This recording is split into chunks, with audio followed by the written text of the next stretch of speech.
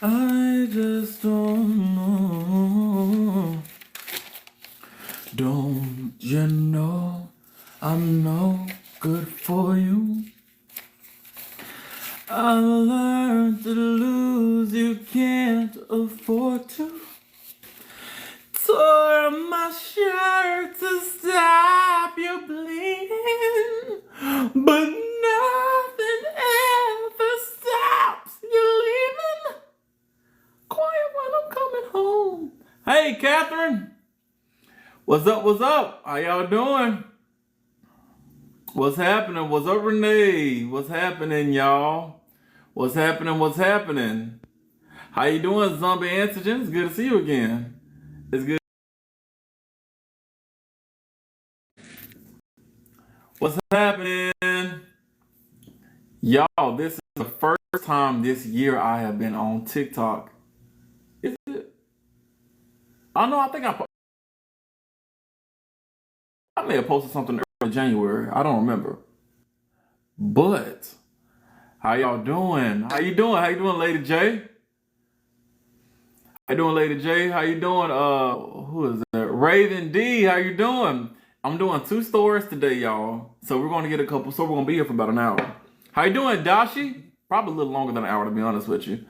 How you doing, Dashi? Doing good? My munching. I just got on here. My munching ain't started yet. We're getting ready to get started in just a minute. 32 ISC? No, not your favorite. Was up just DM in London, Paris, maybe Tokyo. What up, Patty Pies? Patty Pies. Ain't that Aretha? That's not Aretha Franklin. That is Aretha Franklin. Who does? No, Patty LaBelle, of course. How y'all doing? How y'all doing? Y'all, we got 2 stories that we're going to be going into today. Y'all know I'm going to give y'all everybody a few minutes to jump up in here before I actually get started. But we're going over 2 stories. The first story, I'm a little tied up about. The first story, I ain't gonna lie. I honestly can't say that I know who did the first story. There is someone who's been arrested, but I can't honestly say that I agree. What's up, Jazz? I do stuff, but yeah. Neat Nurse, hey, am I late? No, I just got on here. Pretty Eyes, Hazel Eyes, how you doing? How you doing? It's good to see you. It is good to see you. I'm gonna give everybody just a few more minutes to kind of jump up in here. We got 2 stories that we are doing today, so we're gonna be here for at least an hour. I think it's gonna be at least an hour. So yeah. So y'all good for y'all to just sit back. What's up, Nerd Love? How you doing? It's good to see you again. I know it's been a minute since I've been here. It's been a minute since I've actually been here on TikTok. So I do apologize about that. Once again, my job they kind of got me. So, hey, I haven't seen you if you have no notification. I know I haven't really been on here. I see like 400 people gone. So, I don't know. But it is what it is. But y'all, look, it's America. We made it. We made it. Y'all, they try to cancel us. I'm lagging already. I ain't gonna lie, y'all. My internet ain't the it's been a struggle these last couple of days with my internet. So hopefully I can get through this without everything being too slow. KK, no, I just got here. Thank you, Jay Scott, for being the #1 gifter. Thank you. I appreciate you for that rose. I really, really do. So y'all, we're going to be starting in about 2 minutes. And we're going to go over the stories that I have for you today. The first story is going to be a story that I don't know if y'all are actually going to believe. Well, not believe, but I don't know. I think we're going to be kind of split on who we actually think did the first story. The first story is kind of I don't know. Now the second story, it has a weird TikTok. Y'all know TikTok be kicking me off just about every time I jump on here. So if I don't get banned, we are going to have a good time going today. Good time going. Nikki J, did I just start? Yes, I just got on here. I'm getting ready to start in 1 minute. I'm getting ready to start in 1 minute. Thank you, Nerd Love. Thank you, Nerd Love, for that. When I see him, the number 2 gifter badge. Thank you so much. I appreciate you guys. I really, really do appreciate you guys. Look, as always, I'm going to encourage y'all to like the stream, like it, share it, do all this stuff. I appreciate you guys. You know, it helps. It's a free way to help your boy out. Like, all that good stuff. So, thank you, Nikki J. I appreciate that. Red, it's good to see you too, Red. Good to see you too. All right, y'all. It is 2:05. 2:05. Are y'all ready to go ahead and get into the story? Are y'all ready to get into the story? I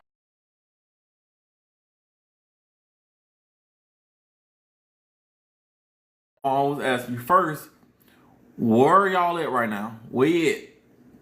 Y'all know I'm down here in the Mississippi. I'm down here in the SIP.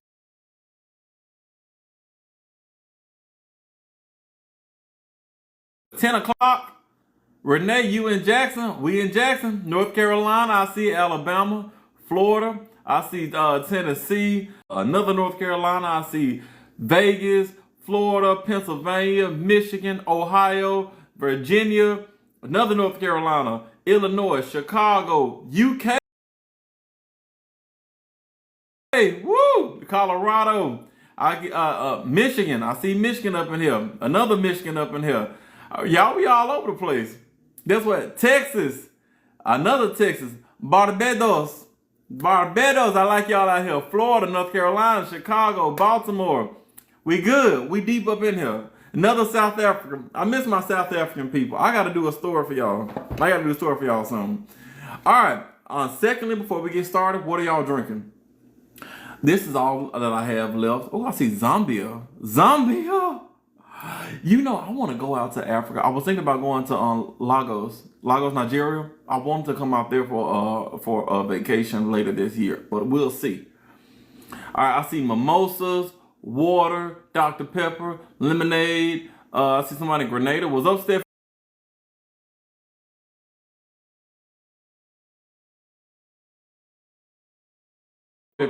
Congratulations! God, dog. Congratulations. I see tequila, red wine, water. Come to Zambia. We got the Victoria Falls. I didn't know the Victoria Falls in Zambia. Ain't that one of the natural wonders of the world? I think. I don't know. I've heard about them before. Coffee. Veriflu. Oh, damn, Daisha. You alright? Mango juice. Joe, how I missed your face. I missed you, Joe. I missed all of y'all. Honestly, I miss being on TikTok. I miss being at home every day. You know, my job, they often very, but all right, y'all. It is 2:07. 2:07. Let's go ahead and get into the story. So today's story, y'all, we are going to be talking about Nick Ferkus and Heidi Ferkus. These two people right here. Has anyone ever heard of Nick and Heidi Ferkus? Is lagging?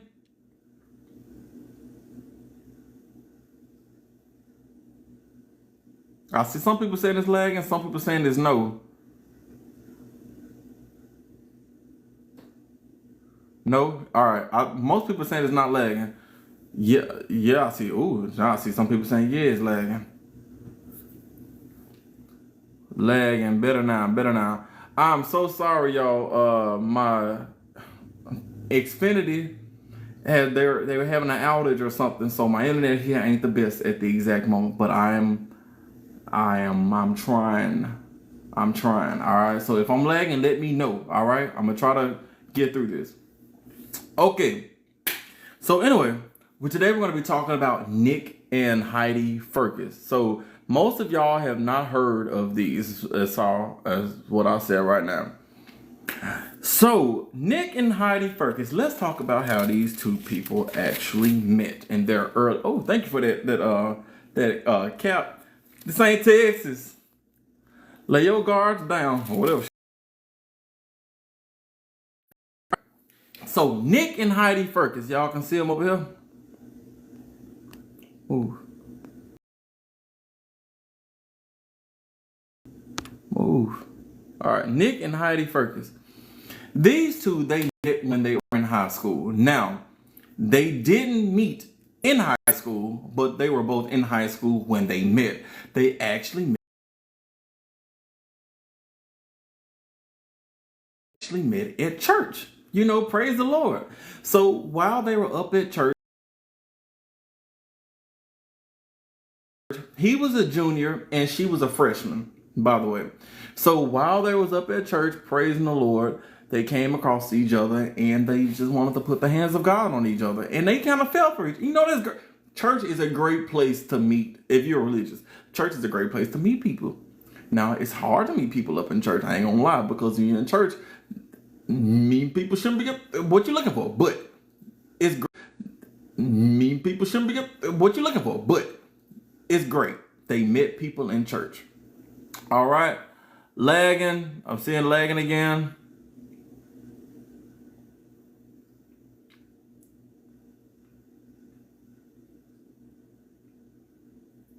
Is it still lagging?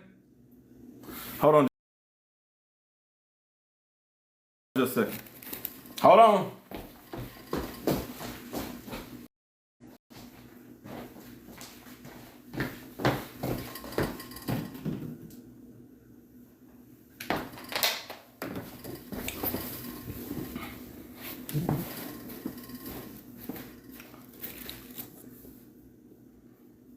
Is it any better now? Because it's saying I have like good coverage. Is it any better? Am I still lagging?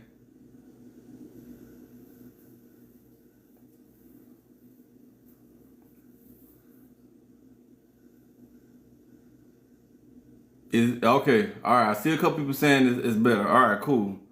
Cool. All right. So they met. Up in while they up in church. So they met up in church.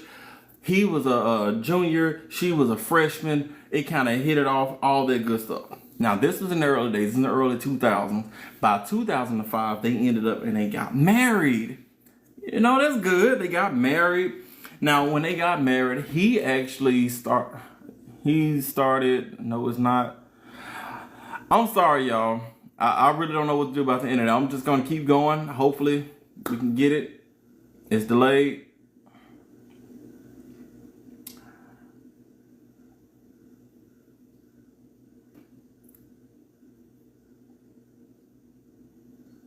Just keep going. All right.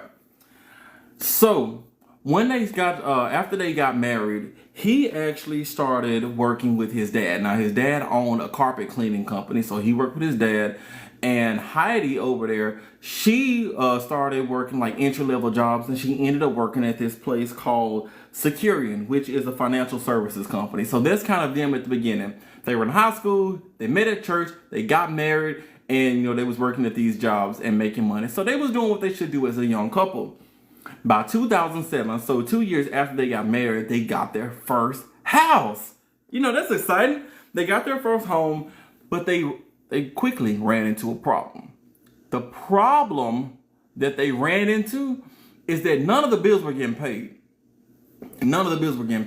They bought a house during a time where the market was kind of like doing this number right here. And so when they got the house, they got it. They couldn't pay the bills because the interest rates and everything was going up and all that good stuff. And so by 2008, which is the year after they actually got into the house, by 2008, they already had 2 mortgages on their home, already had 2 mortgages on their house, which they already couldn't take care of one. So why would you get a second one? We don't know, but that's what they did. And it went up in foreclosure later in 2008. And by 2009, it was sold in an auction. So, yeah, not a great start financially. But things happen. It is what it is. People buy houses, the stock market and housing market changes, you lose your job, all that good stuff. But they got the house. The house went down. The money went down, all that good stuff, whatever. That was in 2009 when the house had gotten sold. Now, let's move on to 2010. April the 25th, 2010. They are now in another home. They got a second house. All right? Their first house, remember, their first house went under for foreclosure. Now they're in their second house. They're in their second house. April the 25th, 2010. Now, Heidi and Nick were at the house. They were asleep, minding their business, just enjoying sleep. Now, while they were sleeping, Nick heard somebody, jiggling with the doorknob at the front door. Let me make this picture a little smaller. Nick, now he heard somebody jiggling with his doorknob at the front door. So Nick, he get up out the bed.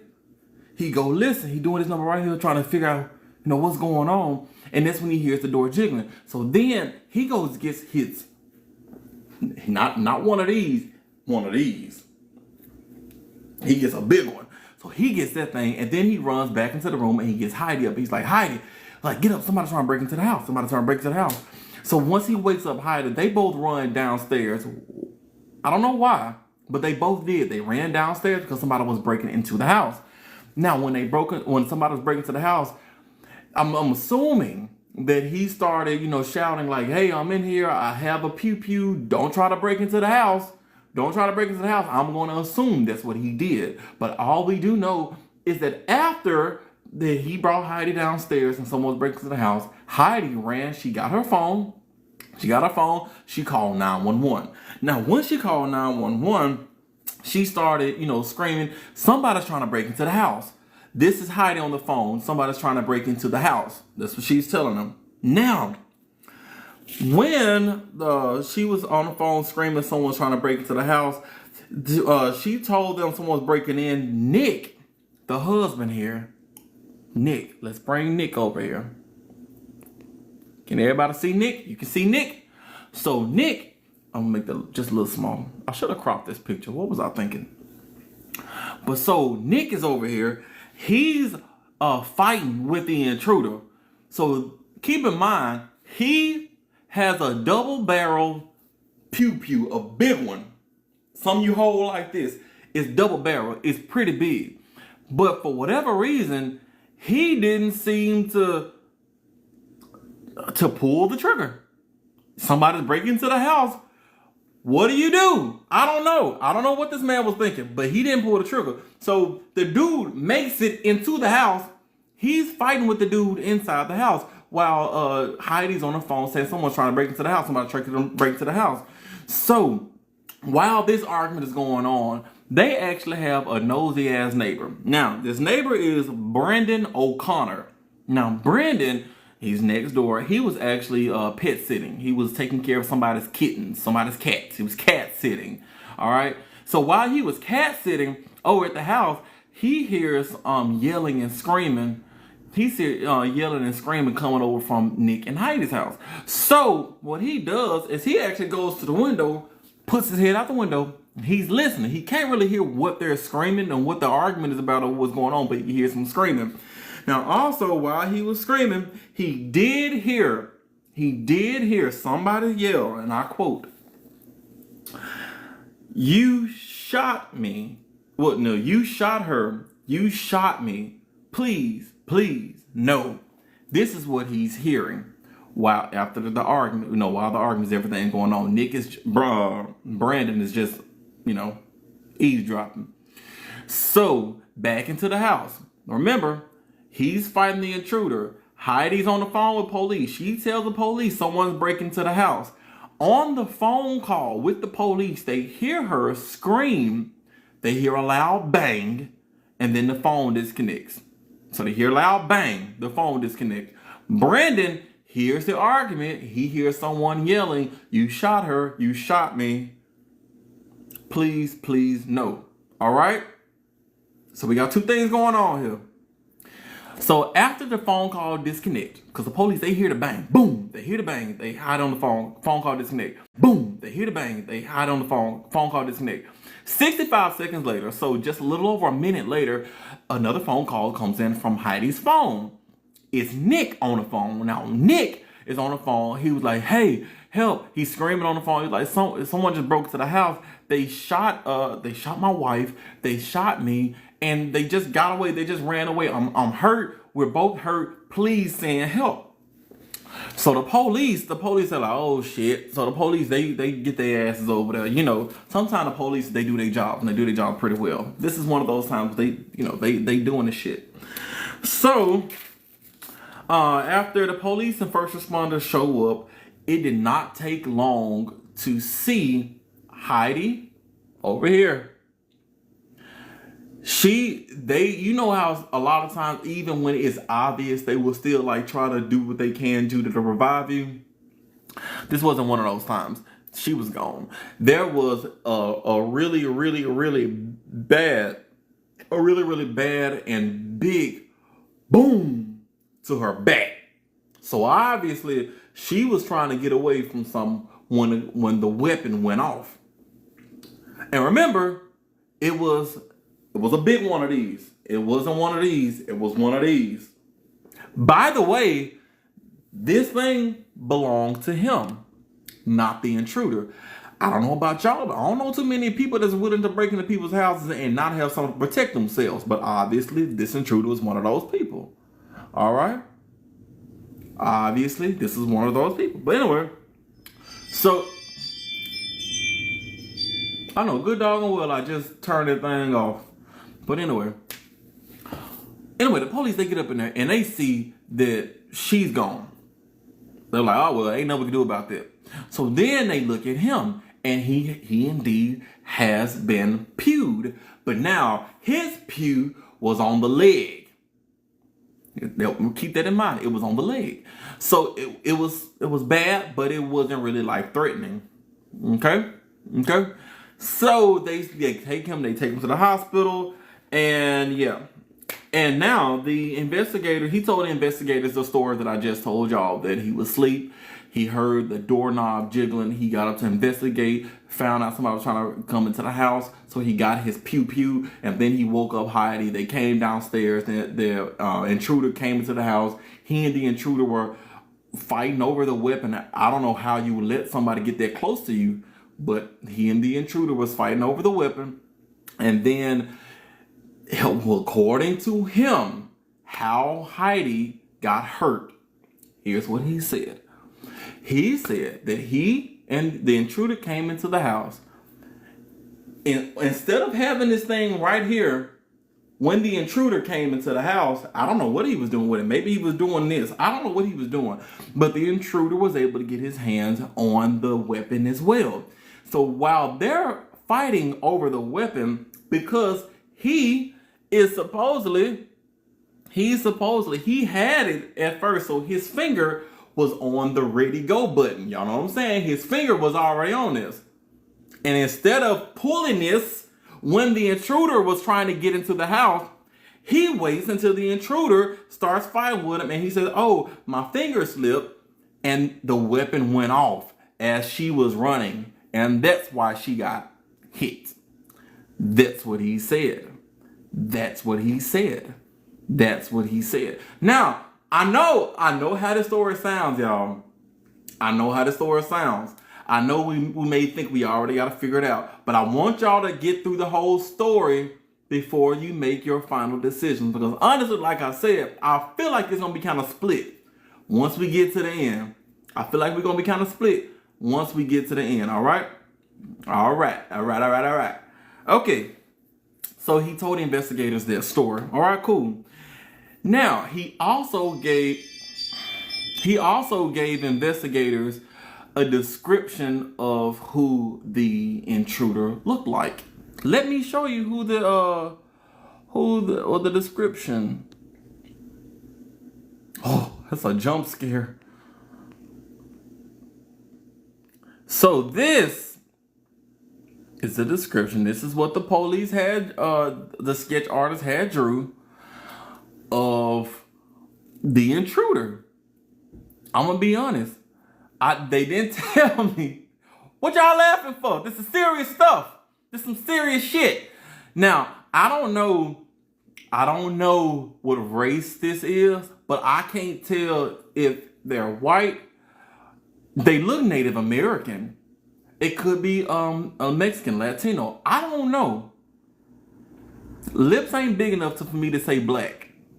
But I don't know. I don't know who this person is, but this is what they did. This is what they drew out based on what he told them. And, you know, they did what they did. So the police, they were like, okay, cool. So they get the description of this guy and they put it all over the news. They put it all over the area like, hey, you guys seen this guy? Let us know. We're trying to figure out.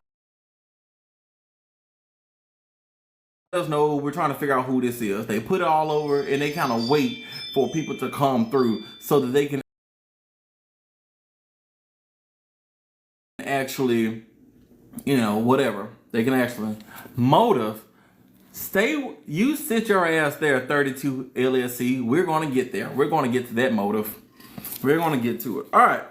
So the case, after, you know, the police have been waiting. They've been waiting for a long time for people to come through. A year passes. Another year passes. A third year passes. Nothing happens. The case goes cold. 5 years after the fact. The case is gone cold at this point. 5 years.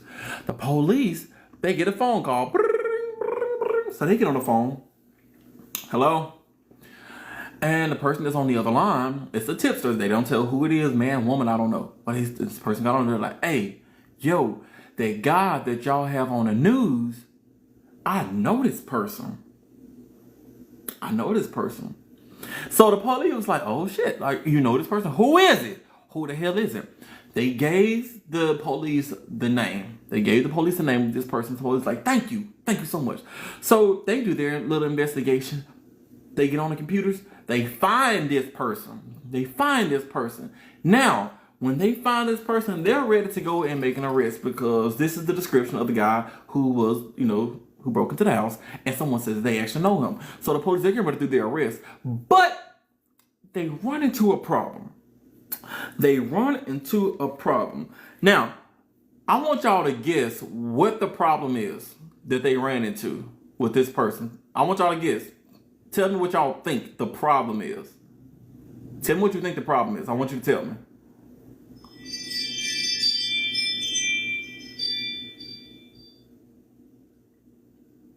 Tell me what you think the problem is.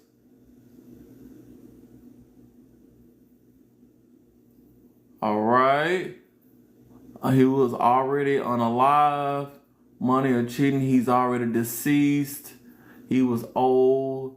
Statute of limitations. Wheelchair. Wrong person. Disabled. Okay. So a couple of y'all actually have said it was right. It's not too crazy. But they did find this guy. Oh gosh, is that gonna ever shut up? Hold on, y'all.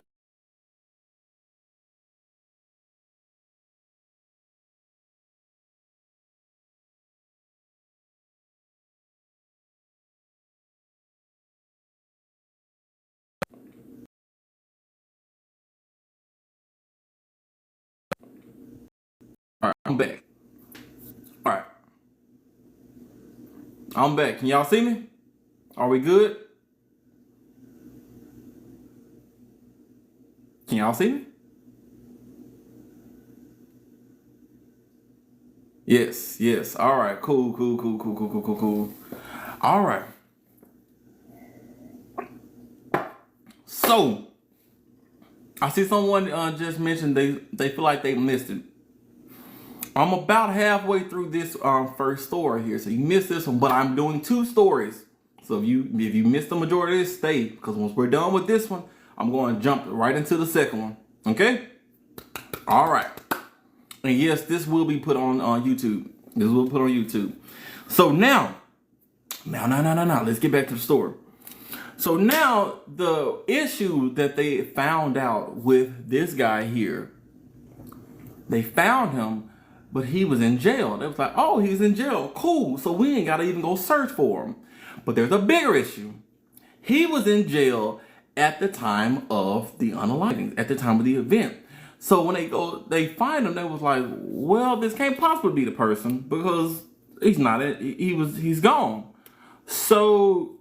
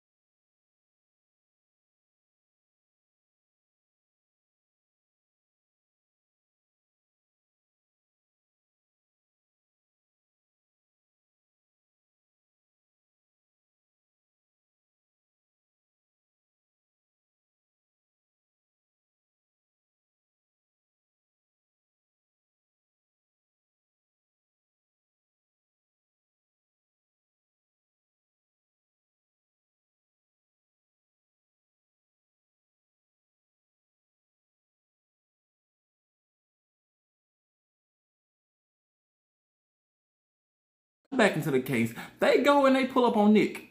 They pull up on, pull Nick up. They pull Nick up. They pull back up on Nick. Once they pull up on Nick, guess what? He's married. Now, it's been 5 years. So, you know, that's a good amount of time. He's been married. But he's been married for 3 years. He's been married for 3 years at this point. He's been married for 3 years at this point. Meaning, he got married 2 years after Heidi was unalived. Now, once again, that's not so terrible. But considering who the wife is, the wife that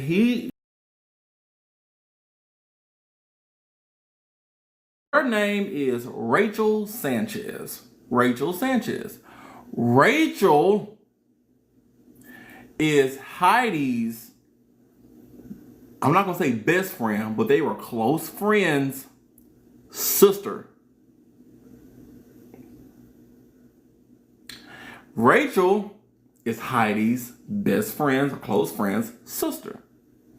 So, after Heidi was, he goes to Heidi's best friend's sister, and they have a relationship enough that within 2 years, they get married. A lot of people would like to say, you know, maybe they knew each other beforehand. Who knows? We don't know. Now, let's take a step back. Now, Heidi has a, before I talk about that, let me just keep going. Let me keep going. So, 32 else, you're right, it's a little bit sus, but let's keep going because there's still a little bit left to this story. So, now let's move on to 2019. He's been married to Rachel for a few years now. And this is 9 years after Heidi was deceased, because this happened in 2010. Now we're in 2019. This is 9 years later. He's, you know, whatever. Now the police are assigned they get a new detective on the case. Introducing bad bitch number 1. Y'all see that haircut? You see that hair color? You see that suit jacket? You see how she looking at the computer posing for the camera? That's a bad bitch. You can't fuss with her. You see how it's a little gray at the roots?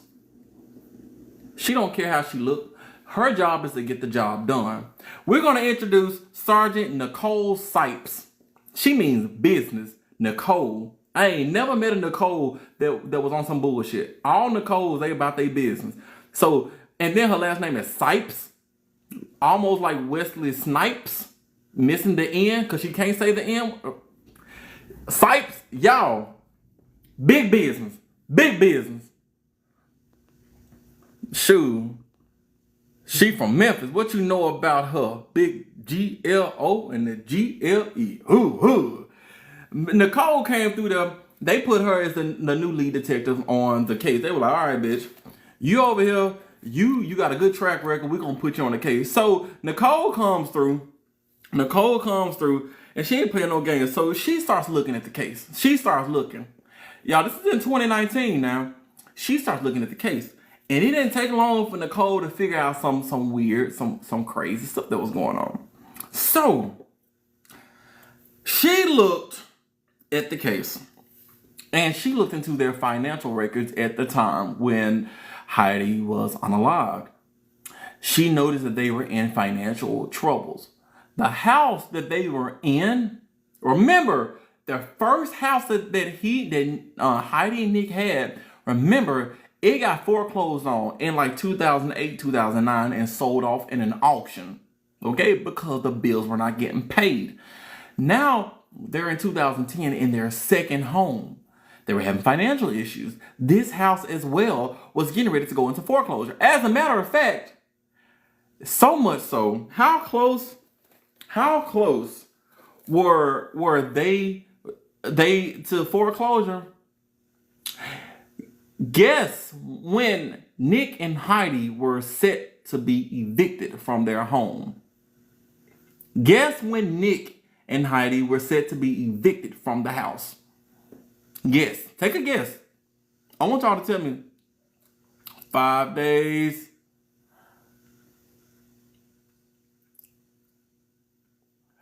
Pretty Eyes, Hazel Eyes, Renee, Jazz, Starsha, who else? V, Dreadhead Mommy. All of y'all are the same. All of y'all are the same. Patty Pies, you all are correct. Nick and Heidi were set to be evicted, put out on the streets with their friends and family. The next day, they was getting ready to be kicked out the house the next day. Now, let's talk about this right here. If you're getting evicted from your home, whether you have a place to go or not, what is something that you will probably start doing at your house? What is something you will probably start doing at your house? If you know you gotta leave soon.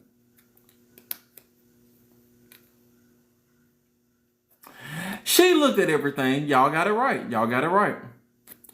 Packing. Put up something. Even if you didn't have no place to go, you probably gonna be putting something away so you can take it with you. So bad bitch Nicole get up in there, and she's looking at financial records, and she sees that they were getting ready to be kicked out the house, be homeless the very next day after the unaliving. And when you go back and look at the pictures, she realized nothing was packed. It was like they either were planning on staying or they didn't know they were getting evicted.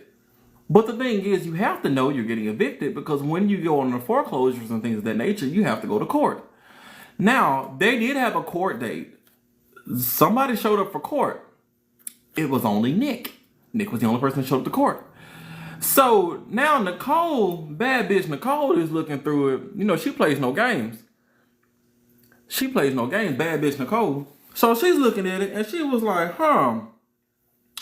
So she started going through their emails and their text messages. She's like, okay, well, if they didn't pack, cause now before I say that, remember you have to go to court when you get when you're getting foreclosed and stuff. You're supposed to go to court because you gotta give a official notice that you're being foreclosed and all that stuff. You're trying to save your house. There's a lot of reasons why, but they would normally go to court. He was the only person that showed up. Nicole did not. Heidi did not show up. Also, he had signed a document. Heidi did not sign, but he signed a document that let them know that he understood that anything left in the house the day of foreclosure would either be sold or thrown away. Only Nick had signed this. Heidi had never signed this. Okay, keep that in mind. Y'all got to keep this stuff in mind. So she's looking at it. She's like, okay, she didn't go to court for it, which is strange. She didn't sign the document, but maybe she knew. So she starts going through their text messages. She starts going through their emails. She's looking at all this other stuff. And she's like, well, maybe they talked about it someplace. Nowhere had they ever had a conversation like, hey, what are we going to do about the house? No emails talking about some, if we're getting foreclosed in a couple of days, where are we going to move to? Their text, and even if you have conversations like that in person versus over text messages, you would notice either like a change in text message tone or something on that note. Their text messages were just normal. It would highly suggest that Heidi did not have a clue that they were getting ready to lose the house. Another thing that was pointed out was Nick. Let me put Nick back on the screen. Where's Nick? All right, there's another picture of them right here. She looks really, really young, but she was like 25. She just has a baby face and with her hair pulled back. She looks really young. Like I would have thought that was like a teenage girl right there, but that's her. But anyway, and then he looks really old. And he's only like 27 in this picture. How old is he? Yeah, he was like 27. And she's like 25. He looks really old and she looks really young. But yeah, let's back to the story. So Nick over here We look and we don't judge. Yo, we do judge. I do, at least. But anyway, so there, she's looking at it and she's going through and she talked to Nick and Nick. Wait, what was I just said? Oh, yeah. Nick was the one who primarily handled all the finances for the home. So, she didn't really pay the bills and stuff like that. It was all left up to him. I don't know if he was the one that suggested it. And honestly, after the first house went under, I don't know why you would let that happen. I would be like, look, I'll make sure I put my eyes on the finances at some point in time because we got to make sure we look at this, whatever. But he took care of all the finances. So it is highly suggested that she didn't know anything. But he claimed, no, there's no way she know. She definitely knew. We talked about it all the time, when we were making love. Hey, the house getting foreclosed. When she made breakfast, I love these eggs. The house is getting ready to be foreclosed. He was like, we talked about it all the doggone time. She knew, even though none of their text messages and anything had suggested that she actually did know. So then her brother, so Heidi has a brother. Now the brother gets up in there and he's like, look, I love, Heidi, she's my sister and everything. She told us everything. If they were having financial issues, she would have told us. She didn't mention anything. She didn't mention anything. Well, this is not like Heidi. She would have told us. So the brother comes in and he was like, yeah, I don't know about this. Now let's talk about Heidi's brother. Heidi's brother was really cool with Nick, and he stood by Nick throughout everything for the first couple of years after Heidi was unalive. He stepped back. He and the family had a big split when he got with Rachel. Remember Heidi's close friend's sister? It was around that time that the brother was like, this man killed my sister. And that's when he started to really not like Nick at all. And he couldn't really do anything about it. But he also mentions how, he'd be cutting grass, and every free moment that he had, his mind would just go back to his sister. And he knew in his heart of hearts that Nick has something to do with his sister being deceased, but there was nothing that could be done about it. So yeah. But now the police, they don't really know much at this point. They're still guesstimating and whatever. So the police, they go to Rachel, the new wife. They go to Rachel. They talk to her, Rachel. And they was like, because now at this point in time, we're near the end of 2019. At this point in time, Rachel and Nick are no longer together. So, when you break up with your partner, all bets are out the door. You're going to tell everything. So they go to Rachel like, hey, did you know anything weird about Nick? And Rachel, she was like, yeah, we're divorced. And they were like, okay, well, how did you break up? So Rachel tells the detective, she tells Nicole. Rachel told Nicole, she was like, okay, so the reason why we broke up is because Nick ain't paying no bills. And so there's Nick right here. There's a better picture of Nick. They was like, Nick ain't paying no bills. And so bad bitch Nicole was sitting here, Mammy Bear. Hey, you are late, but I'm doing a second story when this is done. So just sit back and relax. Don't go nowhere. I got another one coming. But anyway, so Nick, right, a better picture. It is a better picture. But anyway, so Rachel starts talking to bad bitch Nicole, and Rachel tells bad bitch Nicole, she was like, yeah, the reason why we broke up because Nick wasn't paying the bills. She said Nick handled all the finances inside the home, so she never paid the bills and everything. Nick always took care of it. And she said she really didn't know what was going on, but she started catching Nick in a series of small white lies, just things that you really shouldn't really even lie about. Even if it was a problem or something, just tell me. We got this. We're married. We can take care of it. But she said she just kept catching Nick in all these little lies, and it started to make her wonder, why is this man continually lying to me? So she goes and she starts doing a little snoops. She's snooping around the house. She goes into Nick's sock drawer. Yeah, she goes in Nick's sock drawer. Inside the sock drawer, that's where she found a letter from the bank stating that the house that they were in at that point in time was about to be what? What was the house? What did the letter say was about to happen to the house that Rachel shared with her now husband, Nick? Foreclosure. You're absolutely right. She found a letter from the bank stating that their house is getting ready to be taken because Nick was not paying the property taxes on the house. So because Nick was not paying, so she found a letter. She like, hold up. Because Nick ain't told her nothing. Nick ain't told her nothing. So she confronts Nick. They start having this big old argument. And she said, because of this, Era creation, you missed a bit, but I'm about to do a second story, so stay put. So she said, because of this, she was like, you know what? I'm out. So Rachel left his ass. She left him. Good for you, Rachel. Good for you. You know, because this... And now y'all want to know a kicker? Well, not really a kicker, but something I just found was interesting. He wasn't a gambler. They didn't find any evidence that he gambled. He wasn't doing drugs.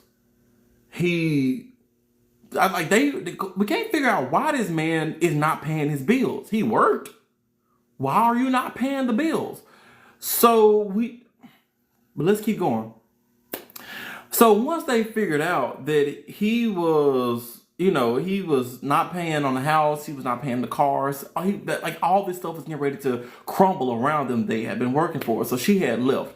So the police, they ended up in May 19th of 2021. So about 2 years later, they finally were able to get a arrest for Nick. They did get him on first and second degree unaliving. That was what they got May the 19th of 2021. So 2 years after Bad Bitch Nicole had talked to Rachel, and after Bad Bitch Nicole had got on the scene. It only took 2 years for a real bitch to get it done. When they had a whole police force and they couldn't find nothing in 9 years, Nicole got it done in 2. So now, before I move on to the trial, I would like to say I think he had a second family. I don't know why. Because there's no reason why you should not be paying your house. No, I mean, I guess if money is getting tight, I get it. But what are you spending this money on? Because like I said, he wasn't gambling. Like he wasn't a gambler. He wasn't on drugs.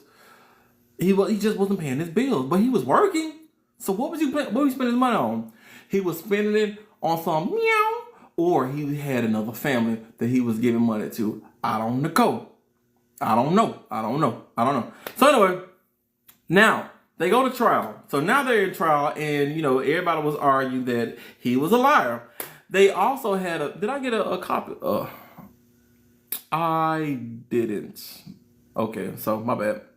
So, oh shoot, what happened?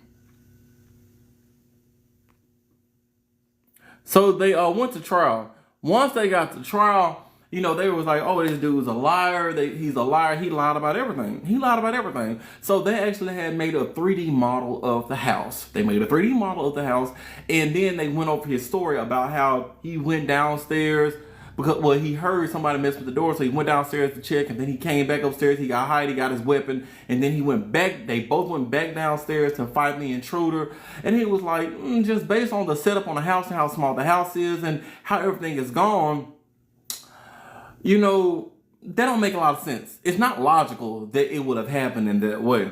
So they're calling him a liar. Now, the defense, they also, the defense also said that, they knew that Heidi knew of the financial issue. Like, here's the actual quote. I didn't write the quote down, but I remember that the judge has said, you would have, not the judge, the defense attorney has said you would have to be an incredibly dense, he's the word dense, woman, or completely oblivious to not know that your house was about to be foreclosed on. That's what the defense said. That's what his defense said. Now the plaintiff came through and they was like, well, if he handled all the finances, he just never told her, why would she know? But then the defense came back and they was like, well, there was stuff all over the house. When they went into the house, they found notes and letters and papers from all over the place. Anybody, if you could read, would definitely tell you that guess what? The house is finna be lost. They're like, it was all over the house. So how in the world could she have not known? So I personally think that she found it. And that's why they were having an argument. Because remember that nosy ass neighbor, Brendan, what that man's name was? Brandon O'Connell. Brandon heard them arguing. I bet she found out. She confronted him, and that's what the argument was about. He lost his temper. He got the weapon and pewed, and then he but why would he start screaming, you shot her. You shot me. Stop. Unless he planned it. I don't know. I really don't know. But yeah, that's what they were saying. Now, the plaintiffs, the people that was arguing against him, they had asked other neighbors. They was like, okay, so you claim that an intruder broke into the front door, might I add. Now, granted, people break in the front doors, but I don't know. It just seemed like if you was trying to get into a home, you would go through the back door or a side door. You wouldn't want to be in the front where anybody walking past could see you. I don't know. I've never tried breaking into somebody's house, but if you've ever tried breaking somebody's house, let me know. Would you do the front door? Because I wouldn't. I would go to the back. So yeah, they were like, yeah, they asked the neighbors, like, hey, neighbors, did you see anybody coming to the house? Did you see, anything like that? Shuggy, I'm about to answer that, Shuggy. Stay right there with me. So the neighbors, they were like, no, we heard the arguing, or they may have heard the arguing or something, but we ain't see nobody running from the house. We ain't see no weird cars, no cars that we didn't recognize. We ain't see nobody running up the streets. We didn't see anybody fleeing from the house. We didn't see nothing of that. And, we ain't see nothing. Kind of that thing right there. And so the police were like, okay, so they didn't see anybody break into the house. So did somebody really break into the house? Now there was, and I don't think I got that picture either. So there was a picture that they showed in the front door. There was claw marks, like if you had like a screwdriver and you were trying to pry the door. There were actual claw marks at the door, which is one thing that made me go, maybe he wasn't lying. Maybe he wasn't, because if you go there, they literally on their investigation, they showed the picture, and I should have put it on here, my bad, y'all. But they showed the picture where there was clear claw marks at the door, like if someone had a screwdriver and they were trying to pry the door open. Also, Heidi's phone call says someone is trying to break into the house. Maybe he was trying to break into his own house to make it seem like it was a rob. But it was early in the morning. I don't know. I'm telling y'all, I'm going through this, and honestly, like I said, I don't know if I absolutely think that he did it. Now, granted, all the evidence, he was about to be kicked out the house the next day. She had no idea. It's a great motive.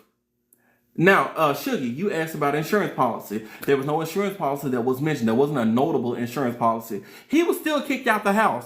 He still had to leave. So that was actually part of their argument. They was like, you still got kicked out of the house.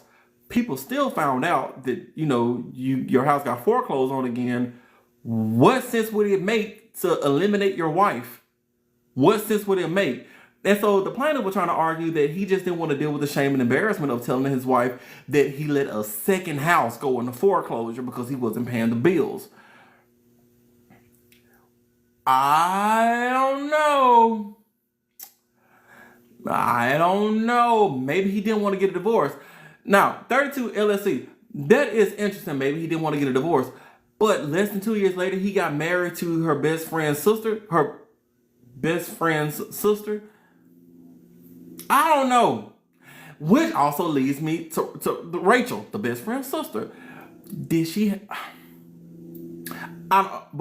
I want to say Rachel had something to do with this. Either she was cheating on him prior to, and she was acting dumb. But Rachel, remember, she's the one that came to the police and told the police that she broke up because she found out that he wasn't paying the bills at the house. So she gave the police a whole lot of evidence on that matter. So maybe she didn't know either. But I will still feel, I don't know. Now, remember, Hold on, wait. Where am I at? Okay, yeah. So they were kind of going through everything, and at the end of the day, he was convicted. Now, let me tell you what he was convicted. He was found guilty of 2 counts of unaliving. He was found guilty of what's this thing called? First and second degree. So 2 counts of unaliving.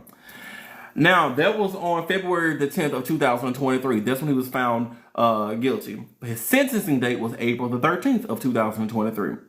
He was given life in prison without the possibility of parole. Now, he still maintains to this day that he is innocent, and he's actually appealing his sentencing because in the state of Minnesota, they were in St. Paul, Minnesota.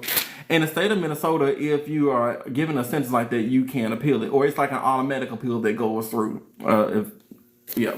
So, what do y'all think? Don't go nowhere, because we got another story we're about to do in just a second. I'm about to go into another story. But what do y'all think about this one? Do y'all think he actually did it? Now, I tried to find, because so that when you pew yourself, because a lot of cases people try to pew themselves in an area that's non-threatening, non-life-threatening, to make it seem like there was a struggle. But they always get someone who can do a pew patterns, pew, and they can see, oh, this was done, this was self-inflicted.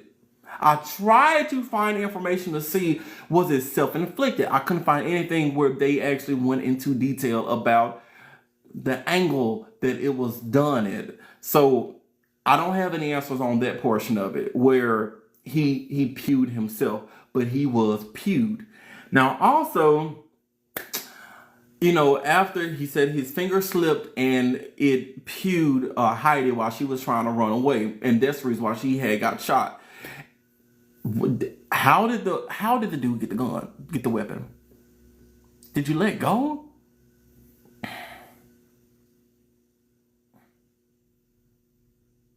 Gunshot residue. I couldn't find anything about that. Armando Ramirez, 2546. I couldn't find any information about the pew. So gunshot residue, angles, nothing. I couldn't find anything on it. And I promise you, I looked up and down. I looked like 10 different articles. I couldn't find jack. All right. But what do y'all think? So y'all think he did it? Do y'all think he did it? I'm sorry. I know I just asked y'all, but I was kind of talking while y'all was responding, so I'm sorry. But do y'all think he did it? Was there another body besides Heidi? No, it was just him and Heidi in the house. Yes, he did it. I may be a little crazy, but I find the story interesting, but not the why. I find it interesting, too. I don't think him and Rachel is weird. They got trauma bonded. You know what, Renee? You're right. That could be a form of trauma bond. You know what? Hell yeah. Carolina, you think he did it? Cookie K, he did it. He did it or made someone do it. I don't know how to pronounce that word. Underscore Riri. You are apt. That is a good theory. Maybe he didn't actually do it, but he had someone else do it. Maybe that's the reason why there was a claw mark. Maybe that's the reason why, if he had gotten the weapon, why he never pulled the trigger. Because I don't care. I got security doors on my door. If somebody was trying to break through, hold on, wait. Oh, well, you know what? I'm glad this came through, because that stopped me from saying something. They'll block me on TikTok. I will protect through the door. You ain't coming through the door. You ain't coming through that door. You're not coming through that door, is all I'm saying. Yeah, it just ain't gonna happen. And where did all the money go? Couldn't find anything on that neither. Like I said, I have no idea. All I found out is that they found out that he was not a gambler and he was not using substances. But I was like, well, where's the money going? What was this man doing?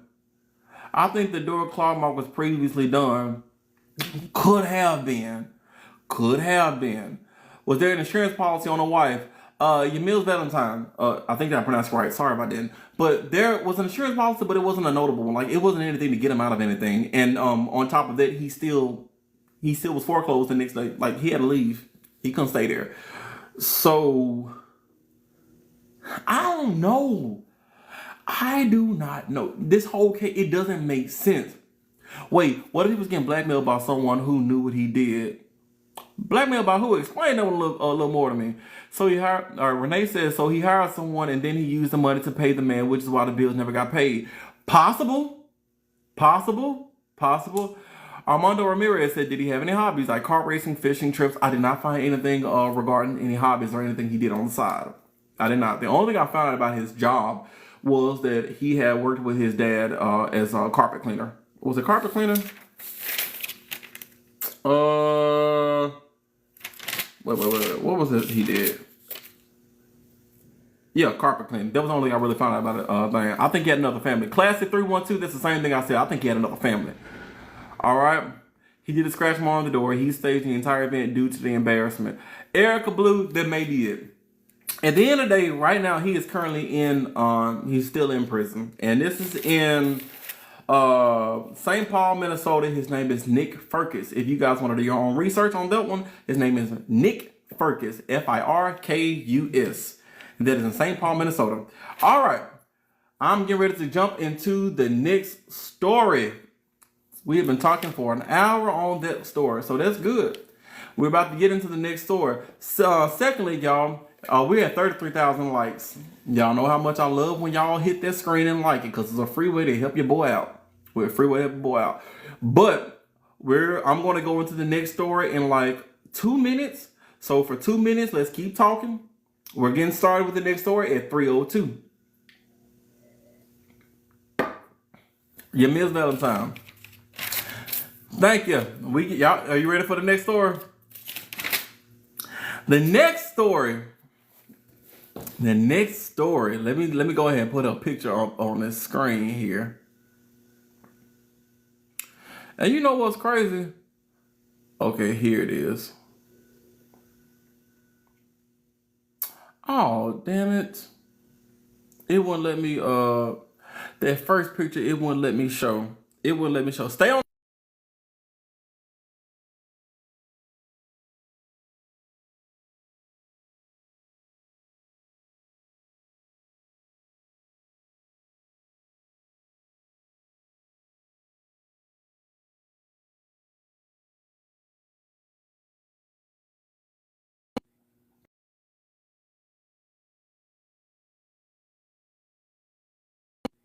Y'all still there? Y'all still there? All right. Sorry, I had to get off for just a second. Oh, thank you, Will, bro, for the hearts. Honestly, I hate that hearts are done like this now. What happened to these? When did this become? You know, now the kids are doing this thing right here. What is this? I don't want to do that. I like these. But thank you for the heart. Thank you. And thank y'all for liking. We had 40,000 likes already. That is amazing. And now it is 3:02. So let me go ahead. This is the next one. And y'all, we look and we don't judge. We do kind of like, we do judge. We can judge a little bit. No, actually, no, let's not judge. Ain't no way she's smiling.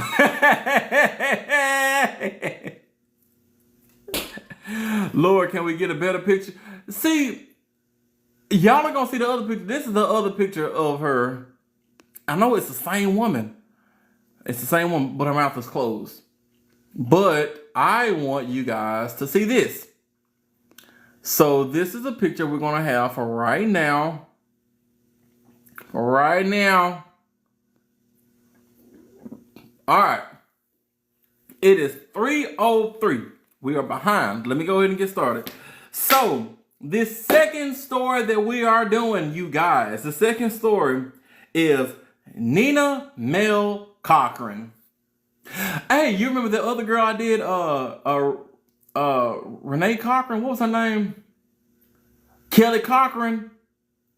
They were doing the same stuff. Well, not doing the same stuff, but you'll see what I mean in just a minute. You'll see what I mean in just a minute. But both of these Cochrans are crazy.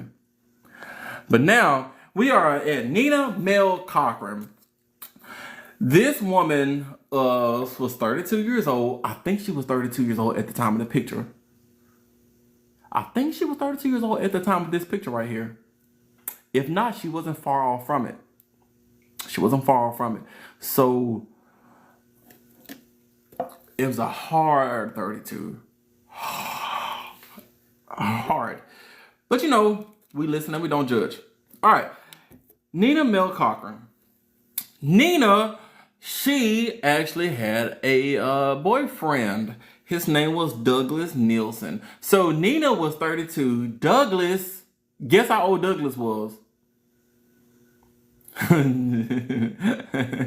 Just let me be 30 freaking 2, right? Guess how old her boyfriend was?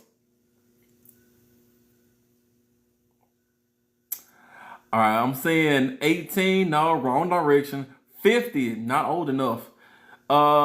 60, not old enough. 20, definitely not old enough. 65, Pretty Eyes Hazel Lies. Close, a little too high. Eyes Hazel Lies. Close, a little too high. He was, y'all said 90? Actually, it's still kind of crazy. The man was 64. He was double her age. 60, not old enough. No, he was 64. The man was 64 years old, so he was double her age. Right? And I know, Pretty Eyes, you the closest so far, actually. You only one year off, 1 year too high. But yeah, so let's not look. The story is not about him, okay? But we're not gonna do that, you know. Just like ain't nobody say nothing. Cher got her little 22-year-old boyfriend. Cher's like 100, all right? And nobody want to say nothing about that. We're not gonna say anything about a 64-year-old dating a 32-year-old. But anyway, I mean, I do, because I think both situations are weird. But I'm not going to say that officially for TikTok, even though I just did. So December the 1st, 2022. December the 1st, 2022. Now, we're in Montana, by the way. We're in Montana. There is a patrol officer, a highway patrol officer in Montana. He was just out there sitting in a car doing his job. He was minding his business, patrolling the streets, making sure the streets are safe for everybody to, you know, live their lives. Now, while he was sitting there, his little walkie-talkie thing going, hello?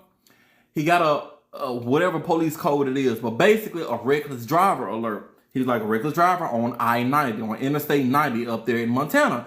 So he was like, he's close by. He's like, okay, cool. So he gets over there off I-90 and he's kind of, you know, looking around, and that's when he sees Trailblazer. It was a 2005 Chevrolet Trailblazer, and his mug was flying. So he puts on his lights. Woo! He starts following the Trailblazer, telling him to pull over. Trailblazer ain't stopping. Trailblazer, as a matter of fact, it speeds up, starts flying. So now there's a full-blown police chase that's going down the interstate. Trailblazer dipping and dodging through traffic. The police car can't catch up with it, so he's calling for backup. The police ahead of them on the interstate, they get out some speed strips, some spike strips, and they toss them hoes. They throw them on the interstate. So now, since they threw the spike strips on the interstate, the car ran over the spikes. Boom, tires went out. The car, kind of spun or whatever and all, but it finally comes to a stop. Now, after the car had come to a stop, that's when he was finally able to, and actually, by the way, it came to a stop near Big Timber. Big Timber is where the police had threw the spike strips out. Big Timber. So after it came to the stop, the police, they surrounded the car. They were, they had their things drawn. After it came to the stop, the police, they surrounded the car. They were, they had their things drawn. And they were like, get out the car. And that's when Nina actually got out the car. So Nina got out the car and I was like, okay, cool. So she was arrested on several charges, including like reckless driving, reckless endangerment, stuff like that. Like she had several charges that they went ahead and they arrested for right then. Now, they started doing their, tagging on the car, trying to see who the car belongs to. Is it her vehicle? So they start looking at the tag, and they pull it up, and it comes up under the name of Douglas Nielsen, which we know is her boyfriend. So they were like, okay, cool. So while they arrest her, they call Douglas. They call him up on the phone. phone rings. They're waiting for somebody to answer the phone. Nobody answers the phone. So they're like, okay, maybe he's asleep. Maybe he's had a heart attack. Maybe he's fallen and he can't get up. Let's send somebody to his house and let's check on him. So now that they try to contact, no one answered, they sent an agent from the Montana DCI, which DCI stands for Division of Criminal Investigation. They sent an agent to Douglas's house. And went to the house. He knocked on the door. He waited for somebody to open the door. Nobody answered the door. So he's sitting there. He knocks again. Nobody answers the door. He's trying looking through the windows, see if anybody's inside the house. He didn't see anything. He tries opening the doors. The door is locked. He can't get into the house. Nobody's answering. Ashley said that life alert. Ashley, I'm not gonna go to hell for you. I'm not gonna go to hell for you, Ashley. Talking about his life alert didn't work. So the police, the agent from the DC. Oh, by the way, y'all, we are at 49,000 likes. Let's try to get it to 100. This is a shorter story, so we probably ain't gonna get there. But if we do, I would love y'all forever. Anyway, so the agent from the DCI, he actually goes to the neighbor. He started asking the neighbors. He was like, "Hey, have you seen Douglas over here, your next door neighbor over here?" And they was like, "Yeah, we normally see Douglas every day. I actually haven't seen Douglas for the last couple of days. We ain't seen him. We don't know where the man is." But they didn't do anything. This wasn't a cause for concern for some odd reason. Knowing that this girl had stole this man's car and now they can't get a hold of him, the neighbors ain't seen him. This wasn't a cause for concern or for a warrant or what they call a welfare checkup. No cause for this. I thought it was stupid as hell. What are those police officers in Montana doing? Like, literally, what are you doing? What are you doing? But whatever. So now, December the 6th, 2022. Y'all, this is 5 days later. 5 days later. So Nina, she's still arrested. They bring Nina into the investigation room because now they realize they can't get in contact with the guy, and it took 5 days for them to realize that they can't do it for whatever reason. And they bring Snaggletooth Nina. I bet, y'all, do you think she has a lisp? If she goes, shh, does it say shh, or does it say I don't know. Y'all know what she needs. Y'all ever seen the ads on Facebook for those pop-in veneers? They're good for people. They're good for people. I'm not talking about them. But there's one brand of those pop-in veneers. They look like chiclet tabs. Like, they're so thick. And they look like you got gum pieces stuck in your teeth. She needs that. She really does. I think that'll be good. That'll be an upgrade. I think that's great. But anyway, so December the 6th, 2022. The police, they're interviewing Nina. And y'all, so they asked Nina about it, and she waived her rights to an attorney. She waived all her rights and everything. She was like, "Okay, cool. I'm just gonna tell you." So they're like, "Okay, so what's going on?" And she said that, and she was like, "Douglas is at home," and they was like, "Okay, he's deceased." And they were like, "Oh, okay." And so they asked her. They was like, "So did you unalive him?" They asked him, they was like, "So did you unalive him?" And she goes, "Yeah, I unalived him." And they was like, "Okay, we're making progress. Why did you do it? Why did you do it?" And she goes, "Well, I did it for my Lord and Savior. My Lord and Savior told me to do it."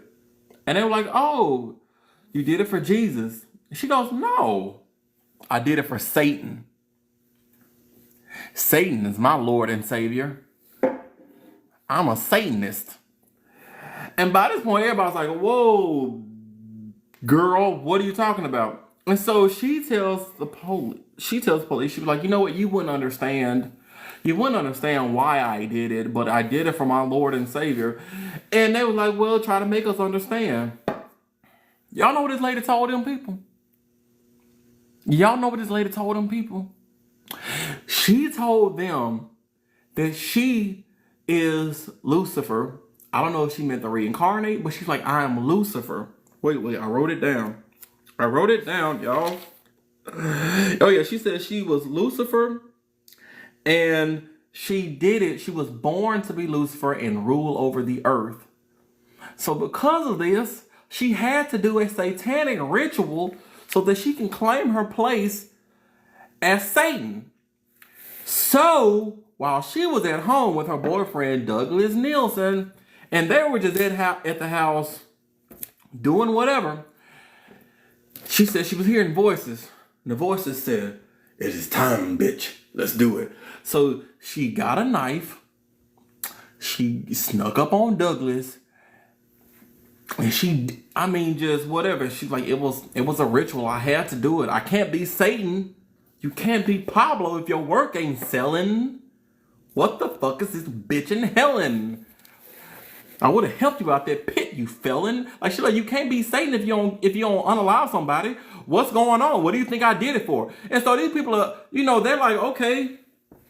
They're like, okay, calm down, whore. Let's figure out. Let's take another step back.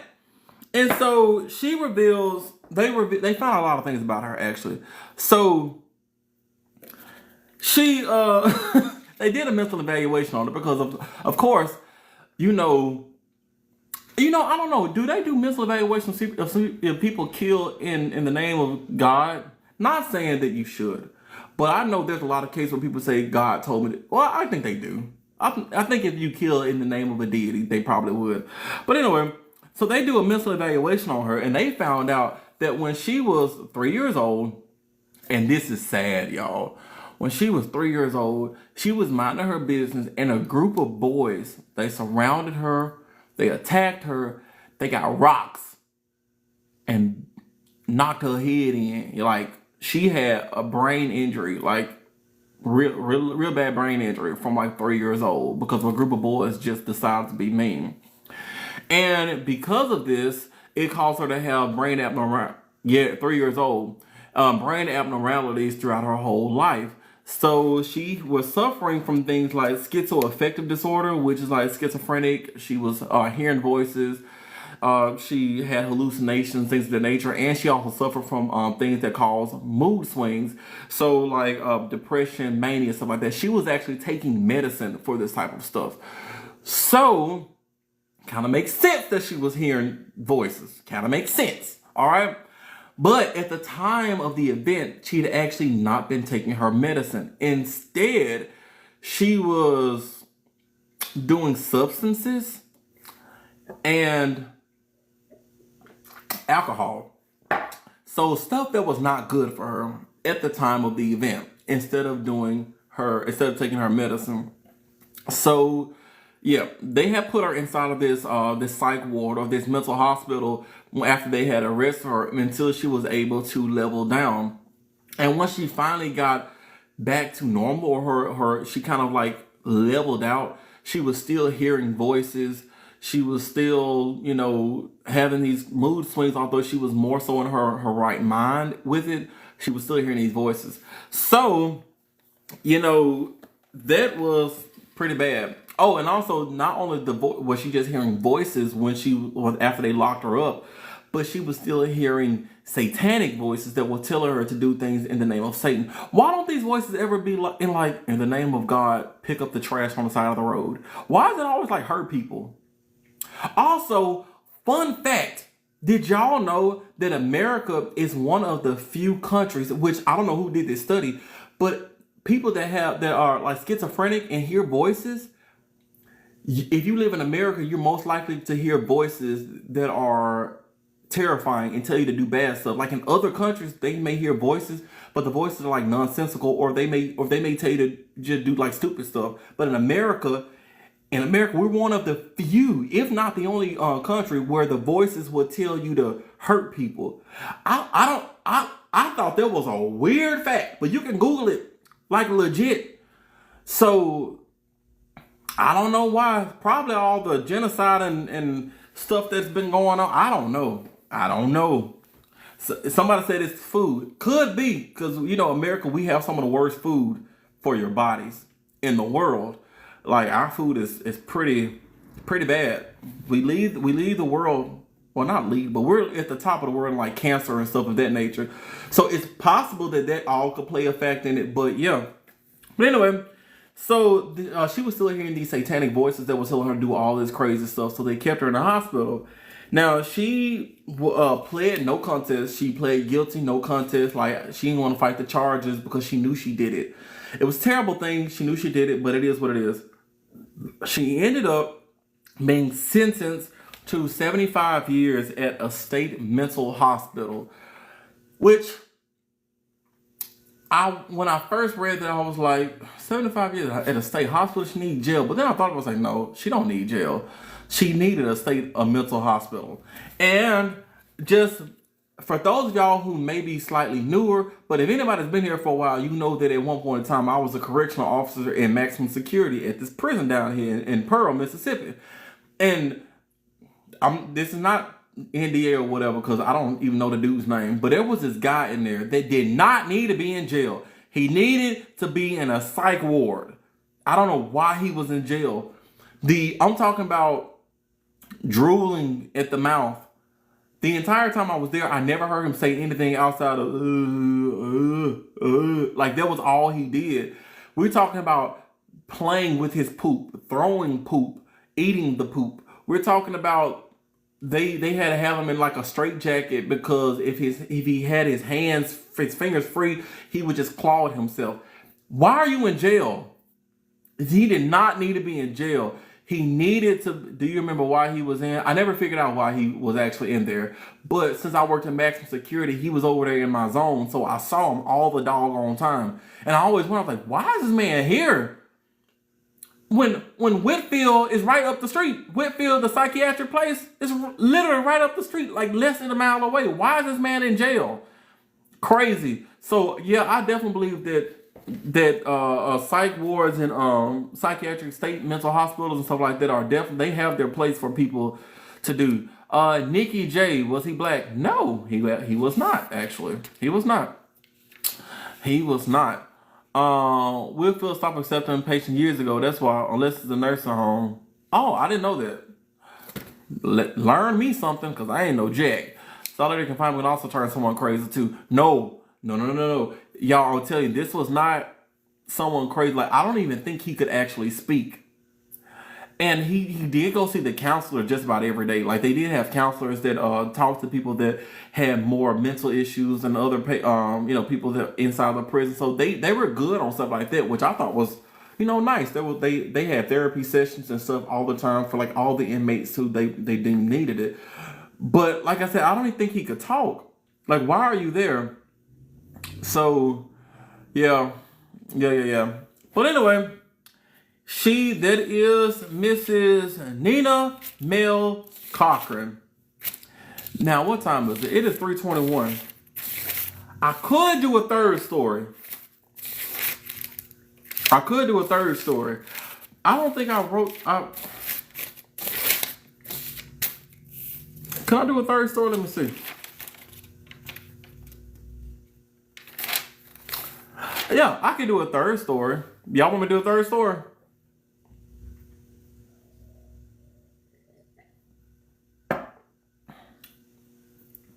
All right, I tell you what.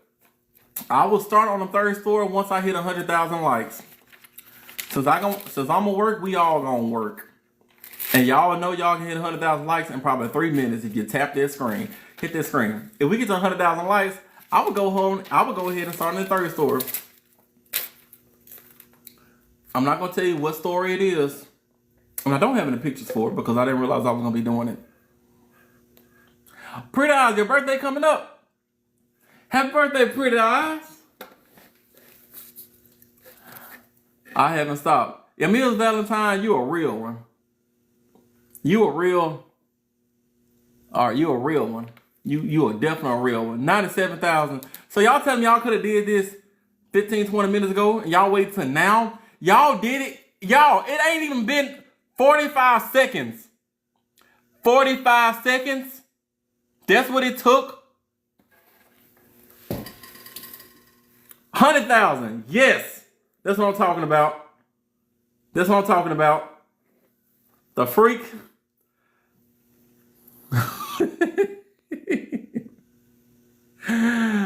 That's crazy. That's really crazy. 15 Sassy Crafter, I don't want no excuses. You just got here. I don't want to hear that. You should have known. I'm just playing. I'm just playing. All right, we did it. Now let's go. All right. Fine. Today, for the third story, which I didn't know I was going to do, hopefully I got all the information here, which I think I did.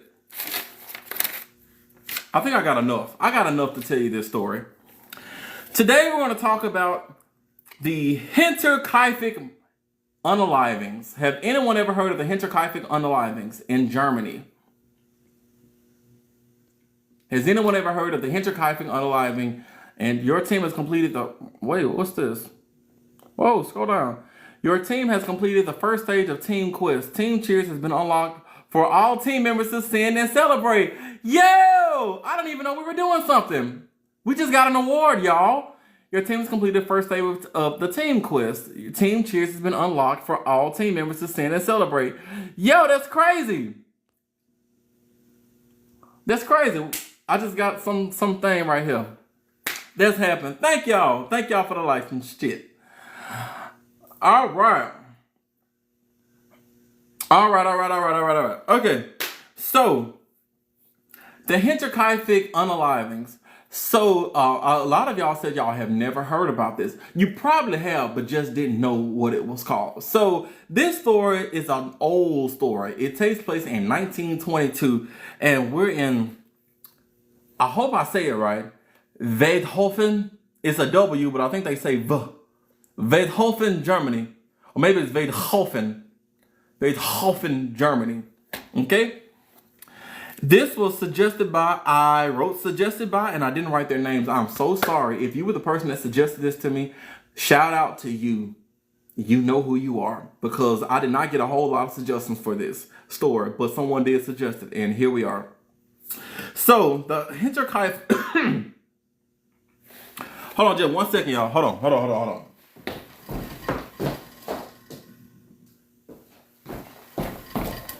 I had to turn my heat off. It got hot as a mug up in this biscuit. All right. Hold on.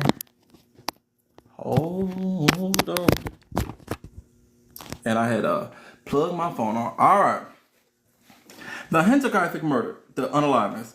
So, we are going to start in 1922. 1922. There was a maid that actually worked for the Hinterkaifeck. Now, Hinterkaifeck, it was a farm. It was a pretty nice sized farm that was up in some village up in Germany where this family, they lived. And there was a lot of people actually at this family. So you had Andreas Gruber, which is the dad, the husband. Kazila Gruber, I think I pronounced that right. That's the mom, which the dad is 63, the mom is 72. But you know, whatever. Victoria Gabrielle, that's the daughter. She's 35 years old. Kazila, which is Victoria's daughter. So Victoria, which is the parent's daughter, who's 35, she had a daughter of her own who she named after her mom. So you have two Kazilas in this story. Then you had Joseph, that's Victoria's son. Victoria had two children. And then you have Maria Baumgartner. She's the maid. Now, Maria is actually the second maid. I'm just telling you the people so you won't be so, you know, we had 118,000 likes already, y'all. Y'all are freaking amazing. All right. So now, in 1922, there was actually a maid that was at this house. Now, this maid, who I did not get her name, she actually worked for the family at the Hinterkaifeck, which is the name of their farm or whatever. Now, the maid, she started to get a little freaked out. Around this time, she was hearing things that went bump in the night. And I'm not talking about that type of bump. I'm talking about real, you know, she's in there sleeping and hearing footsteps in the attic. So she was waking up and she was like, yo, Andreas, that's the dad, the man of the house. She's like, Andreas, I'm hearing noises. Like, I don't know what's going on. And so Andreas was like, I don't hear anything, but, you know, I'll go check. So when they were here, she would hear noise and knocks in the walls. in the ceiling, stuff like that.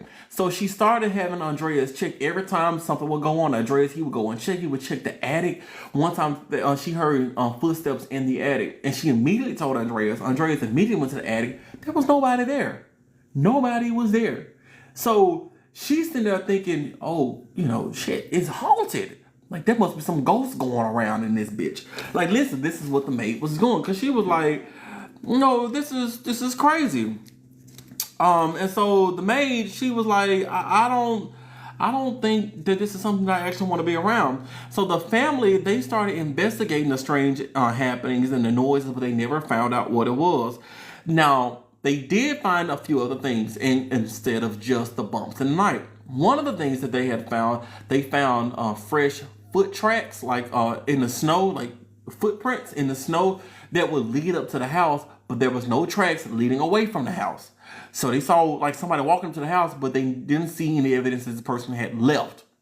They also had found a random newspaper inside the house on the table, and no one in the house had subscribed to this newspaper. They were like, where did this newspaper come from? So Andreas had went to the wife, Kazila. He was like, did you have this newspaper? And she was like, no, I don't know what this newspaper is coming from.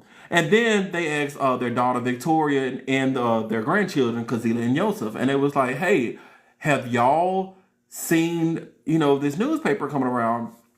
And they were like, no, we have not seen this newspaper. We didn't subscribe to this newspaper. We have no idea what's going on. And so because of this, the family eventually, they was like, oh, well, we don't know. I guess we'll never find out. Just let it go. So the maid that was there, not Maria, because remember I mentioned Maria, but Maria's the second maid. We're talking about the original maid. She was like, you know what? Fuck this. I'm leaving this bitch. So I'm not gonna stay here. She's like, I'm not gonna stay here. This place is haunted. Y'all got ghosts. And I'm not gonna stay my ass up at this house to get haunted by a ghost. So she left. Hoes ain't loyal. But sometimes hoes don't supposed to be loyal. I consider sometimes being unloyal will save your life. Let me say that. Sometimes being unloyal will save your life. Because y'all know me. I tell y'all all the time, at the first red flag, you need to dip. Do not stay. Now, red flags, I know I'm jumping off, but red flags and things you don't like about some person are not always the same thing. They can be mutually exclusive. So red flags are really like major things, not like personality flaws. But that's neither here nor there. Remember, hoes ain't loyal. Chris Brown and Lil Wayne had told you this a long time ago. So she left the house. She was like, I can't do this. Now, the house, they went without a maid for a little while. It was still in 1922. Evie Martz, I've been live for like an hour and a half, but I just started the third story. So sit your ass down. Sit your ass down. So, anyway, so the family, they went without a maid for a little while. And while they lived without a maid, the strange stuff was still happening around the house. They were still hearing knocks in the walls. So by this time, everybody in the house was feeling this shit. They were still hearing knocks. They were still seeing footsteps. They were hearing footsteps, what seemed like footsteps on the roof. They was hearing all this crazy crap going on. And so, what's the man's name? Andreas, the dad. He went and he started telling like his neighbors, and he was telling, his friends and some people around town. He was like, yeah, all this weird stuff is happening at my house. My maid quit because of it, and we can't figure out what's going on. And so some of the people in town, they had actually asked me, like, do you want us to come and help you figure out what it is? Maybe we can kind of stay the night. We can kind of patrol the house, see if we see anything.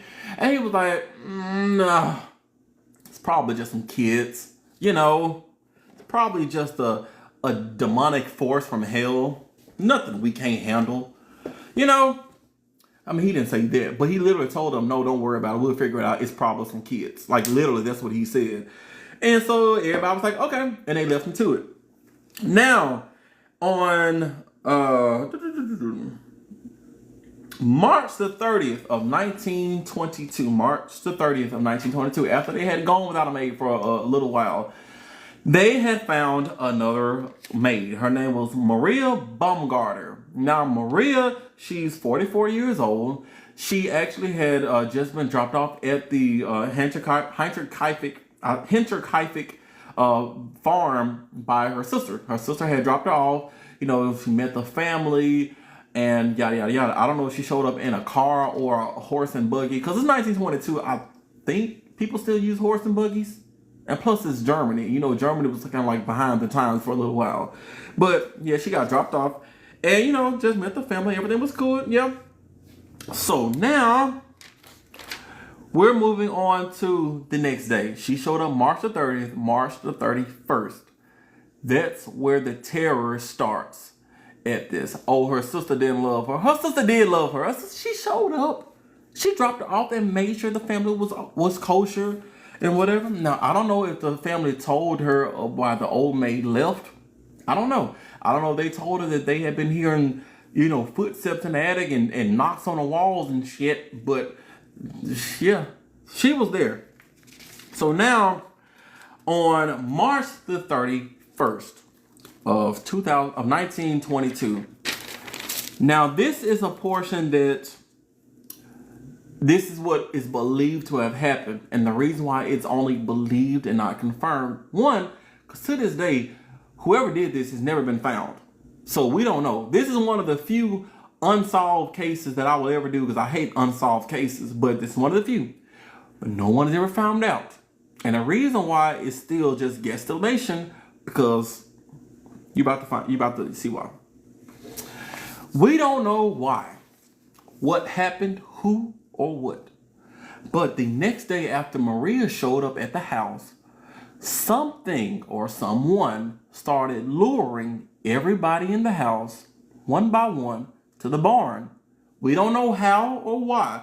We don't know if they was like, hey, we need help. We don't know if someone was standing there and was like, we don't know.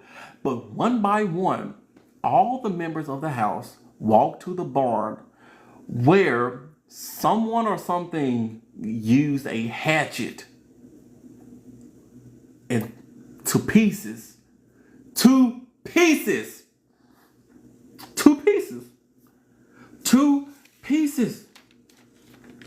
Okay? So we're talking about the only people that were not there was baby Joseph and Maria, the maid and the baby.